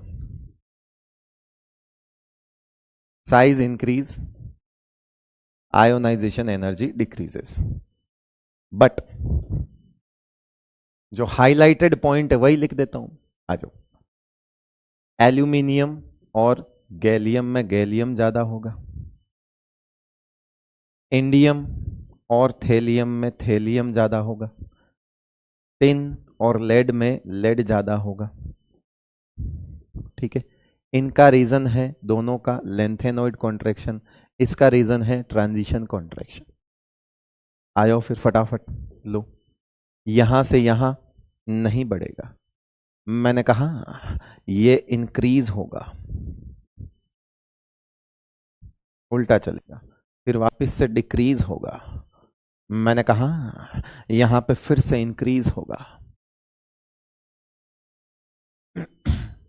ऐसे करेगा, फिर जो नॉर्मल नॉर्मल है वो डिक्रीज डिक्रीज डिक्रीज, लेकिन मैंने कहा ये यहां पे इंक्रीज होगा, फिर ये ये ये ये ये ये ये ये ये ये ये ये बताओ खुशियों का पिटारा कहां बना दूं, खुशियों का पिटारा बोले तो वो सब जो एक जैसन चलते हैं, बताओ कौन कौन एक जैसन चल रहा है, क्या ये 15 से लेके 18 तक एक जैसन चल रहा है, 15 to 18 no exception, ionization energy decreases top to bottom, वाह वाह वाह वाह वाह वाह, यस। शांभवी यादव ने पूछा है, बड़ा अच्छा नाम है शांभवी, माता पार्वती का नाम है ना, शांभवी शायद वही नाम है, ठीक है। तो शांभवी ने पूछा है कि थेलियम की तो साइज बड़ी थी, फिर क्या हुआ, तो मैं बोलूंगा बेटा साइज और आयोनाइजेशन एनर्जी, साइज एक ऐसी प्रॉपर्टी है जो पर इलेक्ट्रॉन नहीं चलती इतनी ज्यादा, मतलब एक तरह से यूं मान के चलिए ये एक कमरा है, ठीक है, ये एक कमरा है, इस कमरे में 10 लोग आ सकते हैं, है ना, और मैंने 5 बाहर निकाल दिए, या 10 में से 1 बाहर निकाल दिया, 9 हो गए, तो इस कमरे की साइज पे इतना फर्क नहीं आएगा, लेकिन कमरे की एनर्जी में फर्क आएगा, क्योंकि एक आदमी कम हो गया भाई। तो आप समझो मेरी बात को कि साइज जो है ना वो जेड इफेक्टिव के इतना रिलेटिव नहीं चलती, इतना ज्यादा जेड इफेक्टिव से साइज का असर नहीं आता, जहां पे आता है वहां पे हमने कर लिया, मगर ये कहता ना कि जेड इफेक्टिव पे, जेड इफेक्टिव है क्या, आउटर मोस्ट इलेक्ट्रॉन पे अट्रैक्शन, और आयोनाइजेशन एनर्जी है क्या, उसी आउटर मोस्ट इलेक्ट्रॉन को निकालना। इसका मतलब है आप तो डायरेक्ट पंगा ले रहे हो आयोनाइजेशन एनर्जी में, क्योंकि आयोनाइजेशन एनर्जी एनर्जी है जिसका बहुत ज्यादा इफेक्ट आता है पर इलेक्ट्रॉन, मतलब आप अगर एक एक इलेक्ट्रॉन को निकालते जाओगे तो एनर्जी के अंदर चेंजेस जो है ना वो ज्यादा आएंगे। साइज में तो हो सकता हो कि बहुत फर्क ना आए, साइज में बहुत फर्क कब आता है, जब पूरा शेल नंबर ही उड़ जाए, यानी कि कमरा ही हट जाए, तो साइज में फर्क आएगा ही ना बेटा। तो इसीलिए ये जो वेरिएशन आपको यहां दिख रहा है ये साइज में नहीं दिख रहा था, लेकिन एनर्जी में फर्क बहुत आ गया। एनर्जी एक अलग चीज है जो पर इलेक्ट्रॉन चलती है, इलेक्ट्रॉन टू इलेक्ट्रॉन बहुत ज्यादा चेंजेस आता है। आप एक निकालते हो दूसरे पे बहुत फर्क आ जाएगा, प्लस चार्ज की वजह से, क्योंकि आयोनाइजेशन एनर्जी जो है ना वो चार्ज पे बहुत ज्यादा डिपेंड करती है, जेड इफेक्टिव पे बहुत ज्यादा डिपेंड करती है। तो वही रीजन है यहां पे भी transition contraction and lanthanoid contraction मैंने बता दिया था। लेंथेनॉइड कॉन्ट्रैक्शन किसकी वजह से होता है, due to poor sigma of 4f electrons, ठीक है, और वो 3d इलेक्ट्रॉन्स की वजह से। तो ठीक है, खुशियों का पिटारा 15 से 18 आ जाइए। बाकी तो अच्छा, इसका कंप्लीट ऑर्डर लिखना है तो लिख लेना बेटा, 13th ग्रुप का final order, boron, thallium, gallium, aluminium, indium, ये चलेगा। याद रखने का मतलब है बीत लिख दो, बात लिख दो, और यहां पे लिख दो GAI, बात गई, और वो भी कैसे, डिक्रीजिंग मैनर में। ये वैल्यूज देख के डिसाइड होता है, जब दो जगह पे चेंजेस आ गए तो ऐसा नहीं है कि कौन किससे बड़ा होगा, ये वैल्यूज से ही पता लगता है। ये वैल्यूज अगर आप देखोगे तो डिक्रीजिंग ऐसे होगा, इसमें कोई खास फर्क नहीं है। इसमें आप 14th में सिर्फ इसको इधर और इसको इधर कर दो तब भी चलेगा, है ना। 14th के लिए कोई दिक्कत वाली बात नहीं है। 14th के लिए आप नॉर्मली कार्बन, सिलिकॉन, जर्मेनियम, है ना, पहले पीबी ले आओ, फिर बीबी ले आना, और मतलब पहले फिर SN ले आना।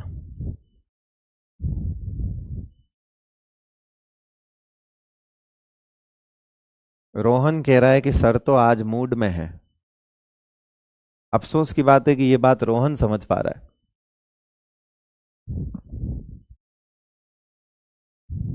Rohan, I am sorry.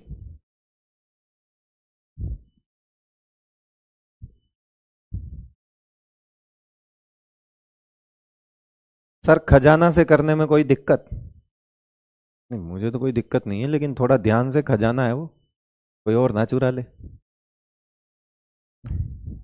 जिन से पूछ लेना, जिन का खजाना है, मतलब जिन्न।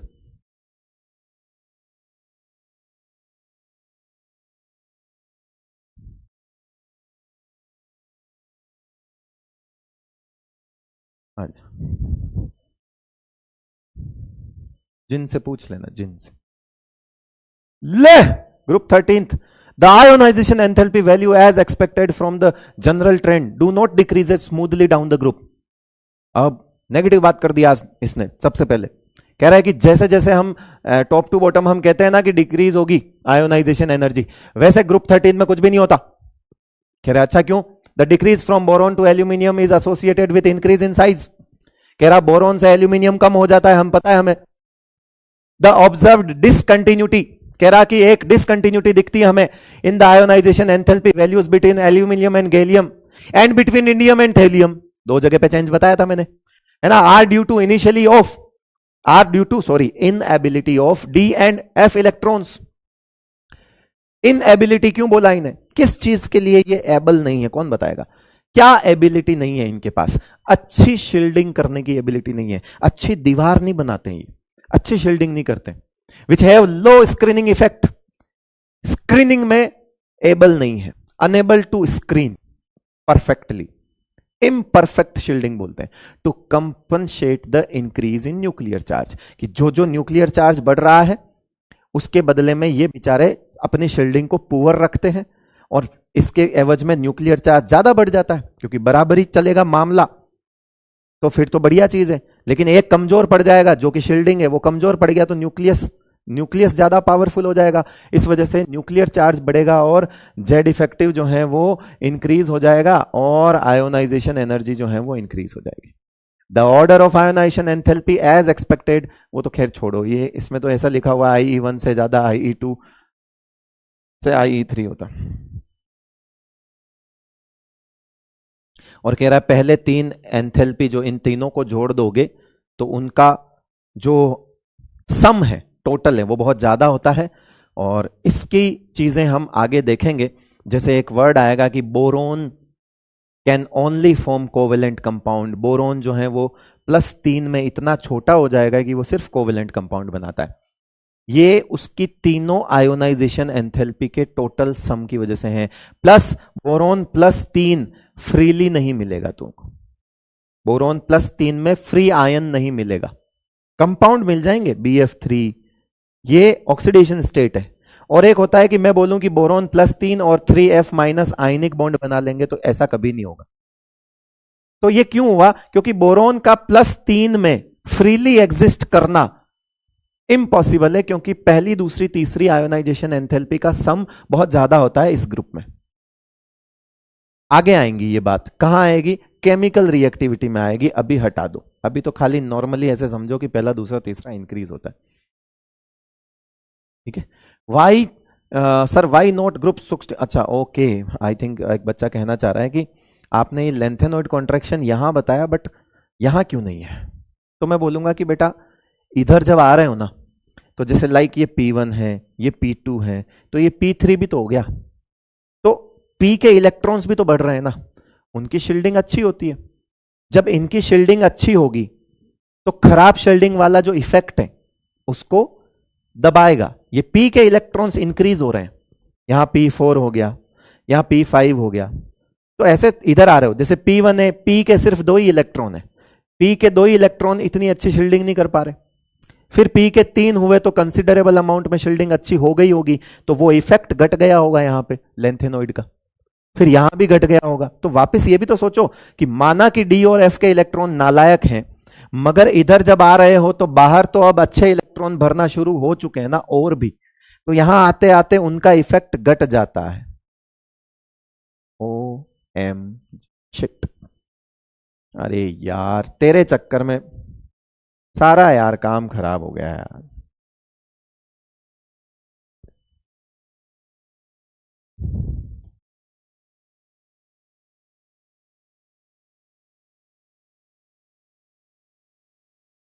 मैं लिख देना भाई यार इधर।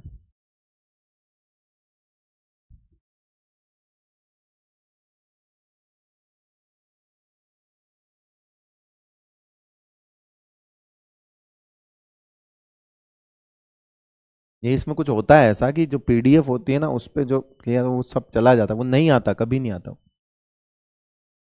अब मैं इसे मिटाऊंगा ना तो वो पीछे आ जाएंगे, लिखने ही पड़ेंगे। तेरे चक्कर में काम खराब हुआ। मारो।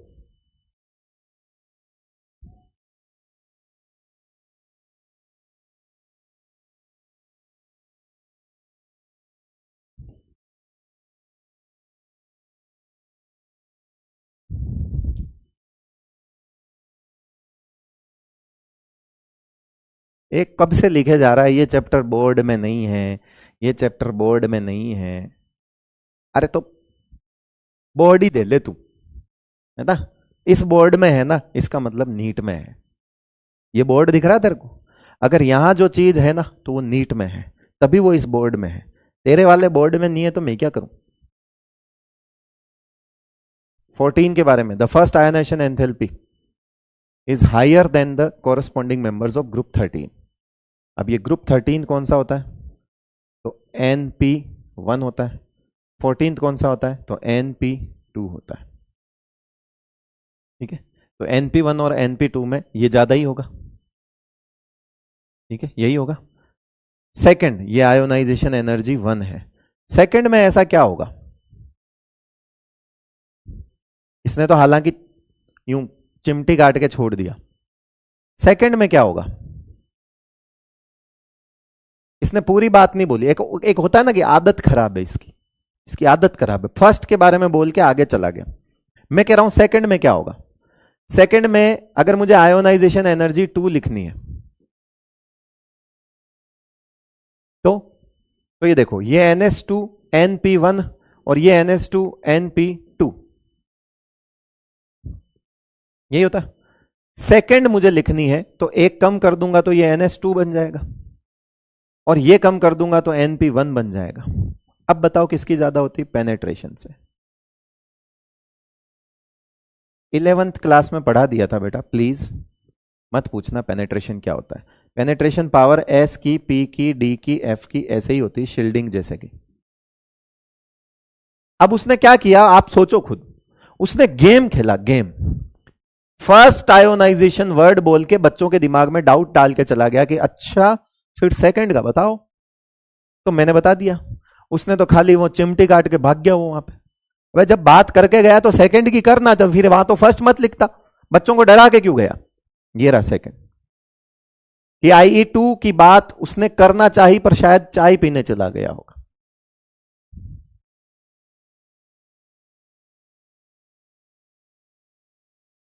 तो ऐसे लिख दिया कि पहली तो ज्यादा ही होती है, हाँ तो फिर दूसरी 13वें की ज्यादा होती है।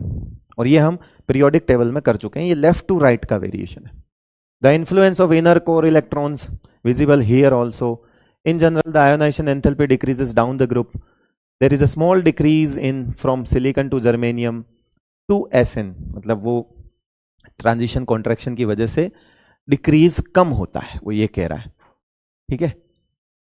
And slight increase in SN to PB is the consequence of poor shielding effect of intervening of D and F orbitals, ठीक है। वही चीज है कि भैया ओवरऑल तो मैंने साइज का ऑर्डर ओवरऑल ऑर्डर मैंने लिखवा दिया है। वो कह रहा है कि सिलिकॉन, जर्मेनियम और टिन तक भी इतना ज्यादा वेरिएशन नहीं आता। एक बच्चा पूछ रहा था ना कि यहां नहीं लग रहा है क्या ट्रांजिशन कॉन्ट्रैक्शन, है ना, यहां नहीं लग रहा, लग सब रहा है, सब जगह सब लग रहा है। हमारे लिए क्या इंपॉर्टेंट है? जहां पे ऑर्डर चेंज हो जाए वो चीज हमारे लिए इंपॉर्टेंट हुई। गैप वैप तो कम हो रहे होंगे, ये कह रहा है कि गैप वैप तो कम हो रहे हैं, मगर ऐसा कुछ नहीं है कि ऑर्डर चेंज हो जाए। ऑर्डर चेंज कहां हो रहा है? टिन और लेड में हो रहा है, SN और PB में हो रहा है। वो देखो स्लाइट इंक्रीज बोल दिया उसने।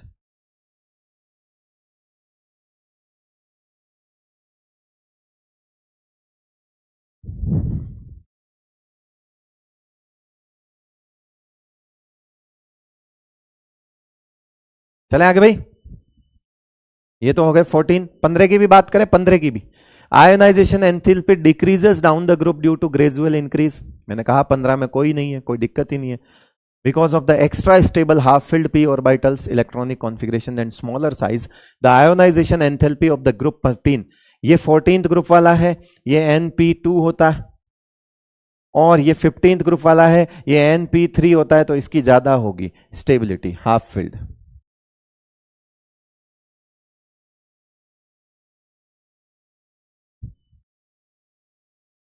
ठीक है भाई। इन द कोरस्पॉन्डिंग पीरियड, जिस भी पीरियड में आप चेक करोगे ना, और वो हम 11वीं में कर चुके हैं ये काम। द ऑर्डर ऑफ वही सेम है, सक्सेसिव तो हमेशा इंक्रीज ही होती है। 1 2 3 हमेशा क्या होगी बेटा? इंक्रीज होगी। चले आगे, ये 15 हो गया। 16 कुछ चीज नहीं समझ आ रही तो बोल देना, ऐसा मत बोलना कि उड़ा रहा है, भगा रहा है। बेटा सब पढ़ा हुआ है ना, सब पढ़ा हुआ है। इतनी जल्दी NCERT की लाइंस आज दिन तक नहीं समझ में आई होगी, आ रही है ना आप? बस फिकर नोट, यहां खड़ा हूं, सब आएगा। 16 आयोनाइजेशन एंथैल्पी डिक्रीजेस, मैंने कहा इसमें भी कोई लफड़ा नहीं है, it is due to increase in size, ठीक है। 15 से लेकर 18 तक खुशियों का पिटारा है, कहीं पे कोई ऑर्डर उल्टा नहीं हो रहा है, ठीक है। However the elements of this group have lower ionisation enthalpy. अब फिर वही से आ गया, ये 15वां है 15th P3, ये 16वां है P4, तो P4 की कम होगी, वही केम हाफ फिल्ड। और ये हमने एग्जाम्पल किया था कि नाइट्रोजन और ऑक्सीजन में नाइट्रोजन की कम होती है, फॉस्फोरस और सल्फर में सल्फर की कम होती है। ये हमने किया हुआ है, लिखा हुआ है। This is due to the fact that group 15th elements have an extra stable, मतलब कुल मिला के 15 वाले को उधर से कंपेयर करो तो बोले ज्यादा, 15 वाले को इधर से भी कंपेयर करो तो बोले ज्यादा। क्यों? क्योंकि ये P4 है, ये P3। हाफ फील्ड स्टेबिलिटी की वजह से P3 की आयोनाइजेशन एनर्जी ज्यादा होती है।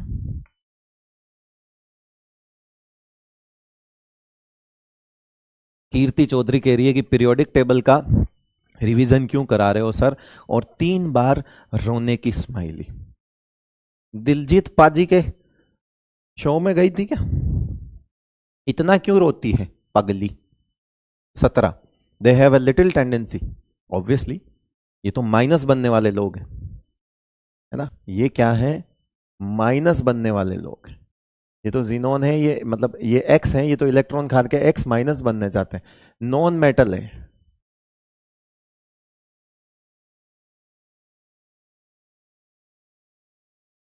है ना, they have high ionisation enthalpy, बोले देंगे तो नहीं, तो खाने की इच्छा रखते हैं। Due to increase in atomic size ionization enthalpy decrease down the group, ठीक है, छोड़ो, हटाओ। नॉन मेटल्स की आयोनाइजेशन एंथैल्पी, हमेशा याद रखना, नॉन मेटल्स की आयोनाइजेशन एंथैल्पी हाई होती है, और जो मेटल्स होते हैं उनकी आयोनाइजेशन एंथैल्पी लो होती है हमेशा, क्योंकि मेटल का काम ही है देना इलेक्ट्रॉन। नूर आलम,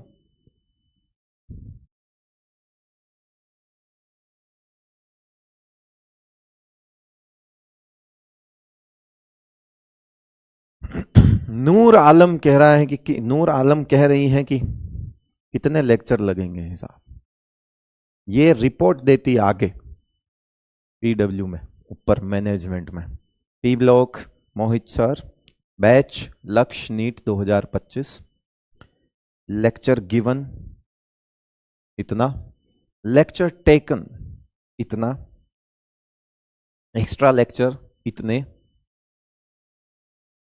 ठीक है, ये रहा सर का फीडबैक। नूर आलम हिसाब लगाएगी। नूर आलम, अगर नंबर ऑफ लेक्चर देख के पढ़ना हो तो वन शॉट से पढ़ लेना, ठीक है, लेकिन वन शॉट वालों से पूछ लेना कि नंबर ऑफ सिलेक्शन कितने हैं। करूंगा मैं भी, मुझे भी पढ़ाना है, लेकिन कभी मेरा वन शॉट सीरीज देखना, मैं पहले दिन आके बोलता हूं this is only for revision purpose. अगर आप पहले नहीं पढ़ के आए हैं तो आप कोई तीर नहीं मार सकते यहां बैठ के एक ही शॉट में। या तो आपको चीज पहले नहीं पढ़ के आए हो, लेकिन आपको अगर 50-60% चीजें पता है, आप ड्रॉपर हो, आपने पहले पढ़ी है, तो आप कर लो पहली बार में, मुझे कोई दिक्कत नहीं है। लेकिन कभी किसी चैप्टर को एक बार भी नहीं पढ़ा और अगर आप वन शॉट में आकर पढ़ना चाहते हो, मैं दावे के साथ कहता हूं कि सिर्फ मन को शांति हो जाएगी कि मेरा चैप्टर खत्म हो गया, मेरा सिलेबस हो गया, सिलेक्शन नहीं होगा। ठीक है, पहली बार, मतलब कभी नहीं सुना कि क्या है ये, आ गए बैठ गए। मैं खुद भी करवाऊंगा, वन शॉट सीरीज आएगी लास्ट में, मैं खुद पढ़ाऊंगा, आप बताओ मुझे पढ़ाना है, पर हर चीज हर किसी के लिए नहीं होती बेटा, ठीक है ना, समझ रहा है तुम आपको। Due to stable electronic configuration, these gases exhibit very high ionization enthalpy. However, ठीक है, तो मैक्सिमम इन अ पीरियड होता है ना।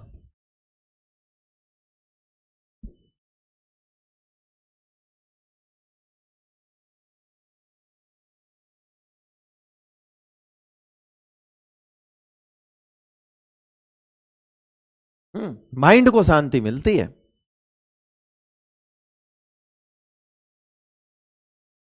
इतिहास गवाह है कि वन शॉट से पढ़ने वाले ने अगले साल कभी वन शॉट से नहीं पढ़ा।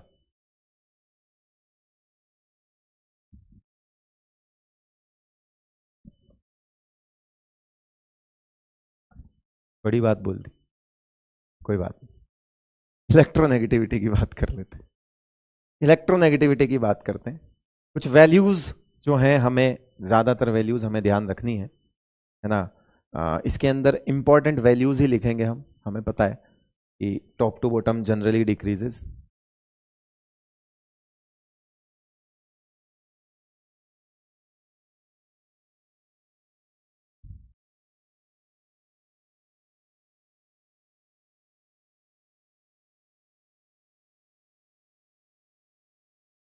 और जो वैल्यू है वो कहां से, पोलिंग स्केल, पोलिंग स्केल की वैल्यू पर बेस्ड होता है ये आयन, है ना, क्योंकि कैलकुलेशन वाली प्रॉपर्टी है ये, कैलकुलेशन करके निकलेंगे।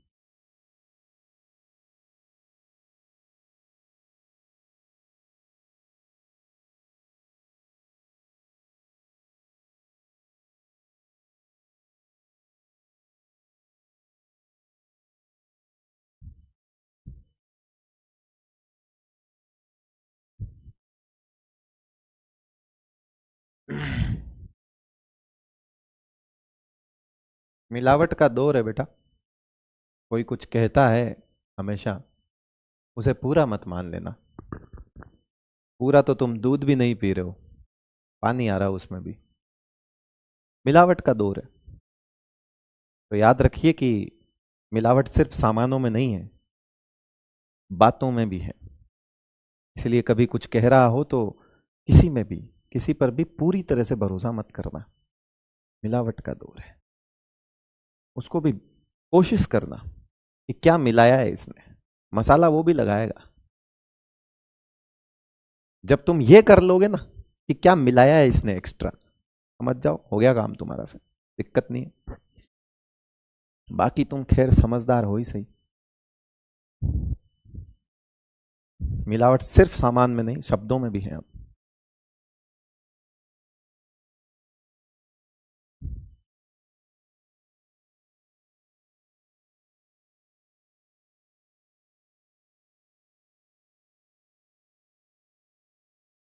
कह रहा रोज इसी एनर्जी से पढ़ाया करो। अबे तो वो D&F ब्लॉक था, सारे इंफॉर्मेशन से क्या समझाएं। तो ठीक है, थोड़ा एनर्जी का फर्क तो आता ही है। चैप्टर टू चैप्टर चीजें तो बदलती है। देखो बेटा, आ जाओ, अब ये पी ब्लॉक है, थोड़ी थोड़ी चीजें तुम, अच्छा सबसे बड़ी बात है ये तुमने पढ़ा हुआ है, पीरियोडिक टेबल चल रहा है ऑलमोस्ट, तो मजा आ रहा है ना। मुझे पता है कि तुम फटाफट समझ रहे हो, तो एनर्जी तुम्हारी भी बनी रहेगी, मेरी भी बनी रहेगी। मेरी एनर्जी तुमको देख के होती है, तुम्हारे जवाब को देख के होती है। ठीक है भाई, आ जाओ। Yes, boron, aluminium, gallium, indium, thallium. सबसे पहले मैं जिन जिन की वैल्यूज लिख रहा हूं बस आपको उन्हीं की ध्यान रखनी है, आपको ज्यादा माथापोड़ी नहीं करनी बेटा। जिन जिन की वैल्यूज लिखूंगा बस वही पढ़ना है आपको, फालतू माथापोड़ी नहीं करनी है। मैंने कहा ना कुछ कुछ वैल्यूज हैं जो हमें ध्यान रखनी है। ये 2.0, ये 1.5, ये 1.6, ये 1.7, ये 1.8। मैंने कहा था बेस्ड ऑन पोलिंग स्केल। आप तो मेरे हिसाब से तो इसको भी आप यहीं पे लिख दो, top to bottom, generally decrease भी हटा दो यार, आप लिख दो based on Pauling scale. Pauling scale पर वैल्यू बेस्ड है, हटाओ उसको भी। क्यों पंगे में पड़े अपन फालतू में। हमें, क्योंकि हमें इलेक्ट्रोनेगेटिविटी का ऑर्डर कभी नहीं पूछा जाता, वैल्यूज पता होती है तो हम फटाफट बोल देते हैं। तो ये रही वैल्यूज। और कहीं ना कहीं इंक्रीज होने का कारण वही D&F ब्लॉक का, D&F इलेक्ट्रॉन्स का इन्वॉल्वमेंट रहा। तो ये देखो, ये ऐसे करके लार्जेस्ट डिफरेंस बिटवीन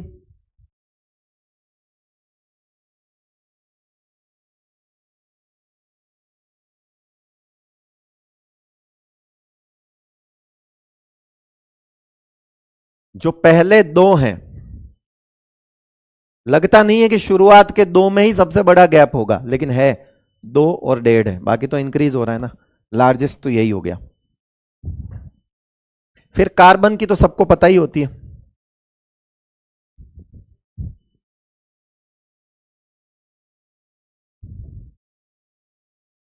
टू 2.5 रहता है कार्बन। कितना रहता है बेटा? 2.5। कार्बन कितना रहता है? 2.5।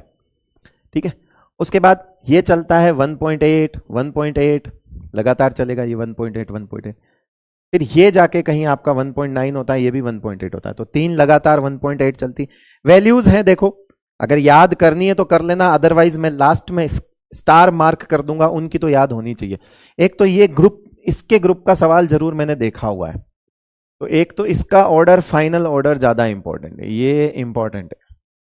बाकियों से तो खैर पूछे ना पूछे, ये इंपॉर्टेंट है। ठीक है, उसके बाद आता है नाइट्रोजन, ऑक्सीजन।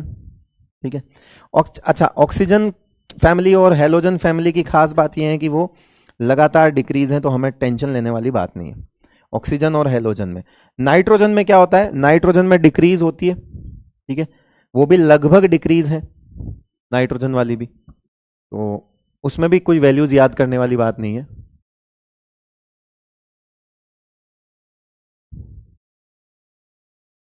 है ना? कितनी होती है नाइट्रोजन की? तो बताओ, तुम बताओ। 3.0 होती है क्या? ऑक्सीजन की कितनी होती है? 3.5 होती है क्या? और फ्लोरीन की कितनी होती है? 4.0 होती है। क्लोरीन, ब्रोमीन, आयोडीन और 18। मैं बता दूं कि होगी तो ये डिक्रीज ही, वैल्यूज नहीं भी याद करोगे चलेगा, जहां जहां क्लियरली डिक्रीज है, वहां वहां क्लियरली डिक्रीज लिख दिया मैंने। फिर यहां पर भी क्लियरली डिक्रीज ही आएगा। तो यहां पे भी अगर इन बाकियों की वैल्यूज याद नहीं भी करोगे तो चलेगा। ये लो, वो क्या है कि थोड़ा यूनिक चलता है, पहले डिक्रीज और फिर इंक्रीज। तो वो इसीलिए इंपॉर्टेंट है क्योंकि वो आप सोच के ही परे चलता है, आपके उसकी कैलकुलेशन सोच के ही परे आती है। ठीक है भाई। फिर आते हैं नाइट्रोजन फैमिली की बात में कर रहा था, जनरली ये भी डिक्रीज है, नाइट्रोजन फैमिली जो है वो जनरली ये भी डिक्रीज है, मगर लास्ट वाले टू की सेम है और ज्यादा फर्क नहीं आता। जैसे ये 2.1 है, ये 2.0 है, ये 1.9 है, 1.9 है। जनरली ये भी क्या है, डिक्रीज ही है, मगर ये लगभग बराबर हो जाते हैं, बस इतना ही फर्क है। उधर वो डिक्रीज है ना। और क्लोरीन की आपको पता ही होगा 3.2 है ना, क्लोरीन की आपको पता ही है 3.2 है, 3.5 है। सल्फर की आपको 2.58 होती है बेसिकली, है ना। कार्बन से थोड़ी ज्यादा होती है, याद रखना, कार्बन से थोड़ी ज्यादा होती है, 2.5 होता है, ये 2.58 होता है। खैर ये सब वैल्यूज वगैरह इतना ज्यादा याद करने की जरूरत नहीं है ना, आप बस देखते जाइए। फ्लोरीन, क्लोरीन में 3.2 होता है, जैसे नाइट्रोजन है ना, ये जरूर याद रखें, ये 3.20 होता है, तो 3.20 होता है। इवन दैट क्लोरीन की ज्यादा होती है नाइट्रोजन से। ठीक है, याद रखना इस चीज को। कुछ कुछ यूनिक चीजें हैं, वही याद रखना। मैं स्टार मार्क कर दूं जिनको जिनकी जरूर पता होनी चाहिए। एनसी मैंने जब पढ़ाया था वो पी ब्लॉक वगैरह, सॉरी पीरियोडिक टेबल वगैरह पढ़ाया था, तब भी मैंने बताया था। इनफैक्ट ये तो पूरा ही इंपॉर्टेंट है ना, इसको तो ध्यान रख लेना। सिलिकॉन की भी कभी कभी पूछ लेता है वो, बाकी किसी की नहीं पूछेगा आपसे। बस इन जनरल डिक्रीज लिख देना ऐसे। और 15 और उनकी इलेक्ट्रोनेगेटिविटी की कोई बात नहीं की गई है, जो ग्रुप 18 है उसकी कोई बात नहीं करेगा, चिंता मत करो। आ जाओ फिर वापस से, वैल्यूज लिख लिया आपने।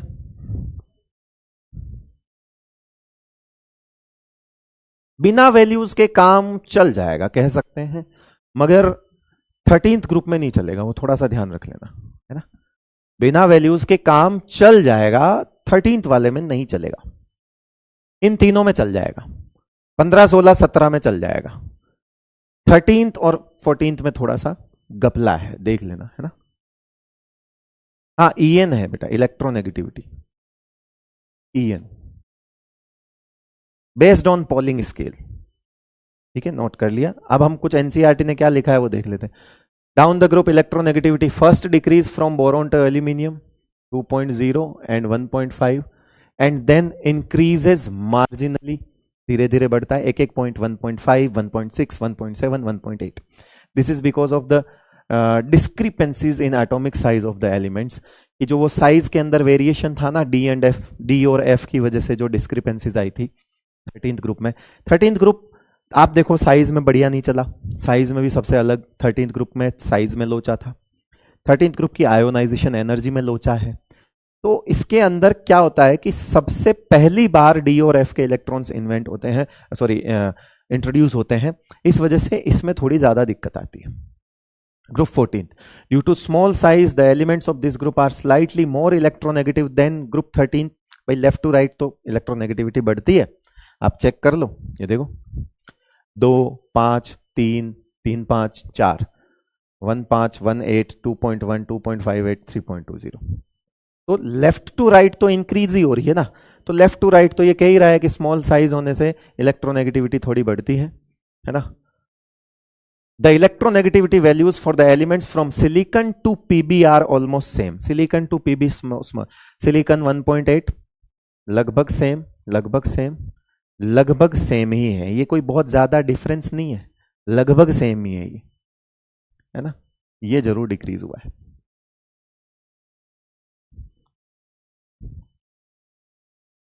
रुक जाओ रे, कोई हमऊ को फोन करत है।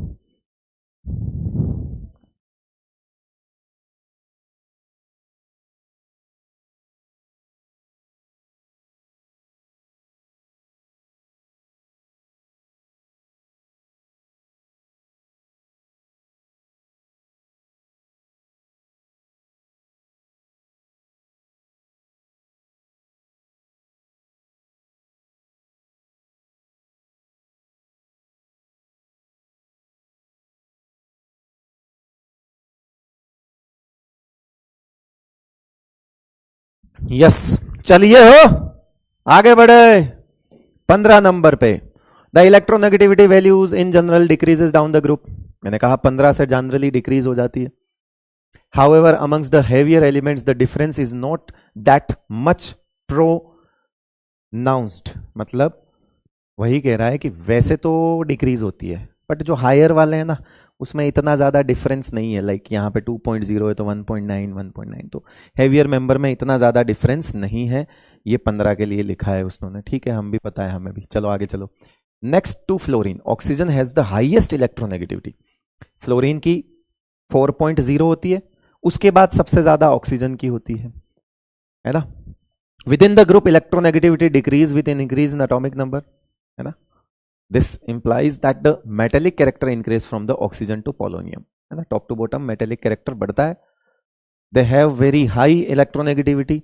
The electronegativity decreases down the group. Fluorine is the most electronegative element in the periodic table. अच्छा शब्द मिल गया, अच्छी लाइन मिल गई, क्योंकि वो हमारी नजर में सबसे ज्यादा 4.0 है। 4.0 ओ नहीं, वो तो बैच होता है।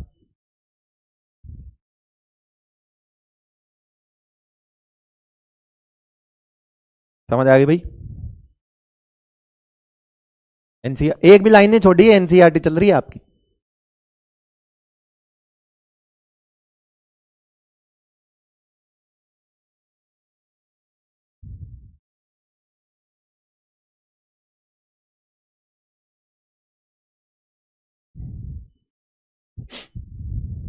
अब आती है इलेक्ट्रॉन गेन एंथैल्पी की बात।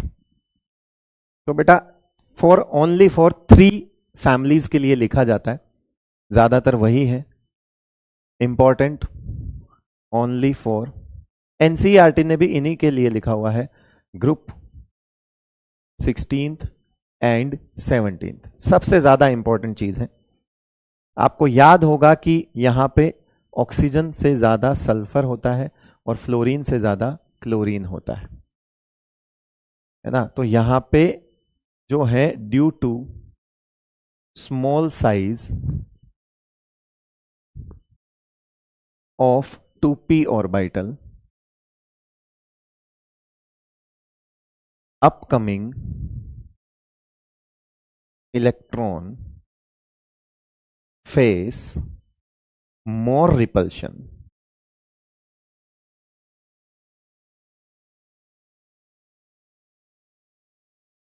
इसलिए इलेक्ट्रॉन एफिनिटी डिक्रीजेस, तो ये कम हो जाती है इनकी। और ये क्या होता है, मोर रिपल्शन है ना, मैंने पढ़ाया था, याद करो। बाकी में नॉर्मल चलेगा, बी आर और आई यहां पे ये, ठीक है। इनफैक्ट आप यहां पे ये भी लिख सकते हो एटीबी एस्टेटाइन। अगर फाइनल ऑर्डर की बात करें तो ऑक्सीजन इतना कम हो जाता है कि सबसे पीछे चला जाएगा।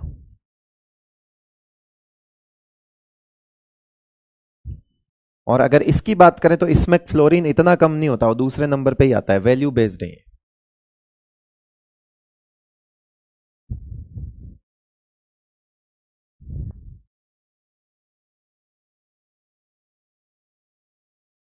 ठीक है भाई। क्या कहता है 16 में, देख लो। Because of the compact nature of oxygen atom it has less negative electron gain enthalpy. ये less negative electron gain enthalpy का मतलब ही यही है, इलेक्ट्रॉन एफिनिटी लो है। However, from sulfur onwards the value again becomes less negative up to polonium, ठीक है। और इसकी उतनी लेस नेगेटिव हो जाती है कि वो सबसे पीछे आ जाता है। फिर आता है halogen have maximum negative electron gain enthalpy in corresponding period. सबसे ज्यादा पीरियोडिक टेबल में क्लोरीन की होती है। This is due to the fact that the atom of these element only 1 electron less than stable. मतलब इनको एक इलेक्ट्रॉन खाने में इतना मजा आता है ना कि इनको ऐसा लगता है कि एक खाते ही तो मैं भी नोबल गैस जैसा बन जाऊंगा। Electron gain enthalpy of the elements of the group become less negative down the group. However the negative electron gain enthalpy of fluorine is less than that of chlorine, है ना. It is due to the small size of fluorine atom. As a result there are strong inter electronic repulsions in the relatively small 2p orbitals of fluorine, and thus the incoming electron does not experience much attraction.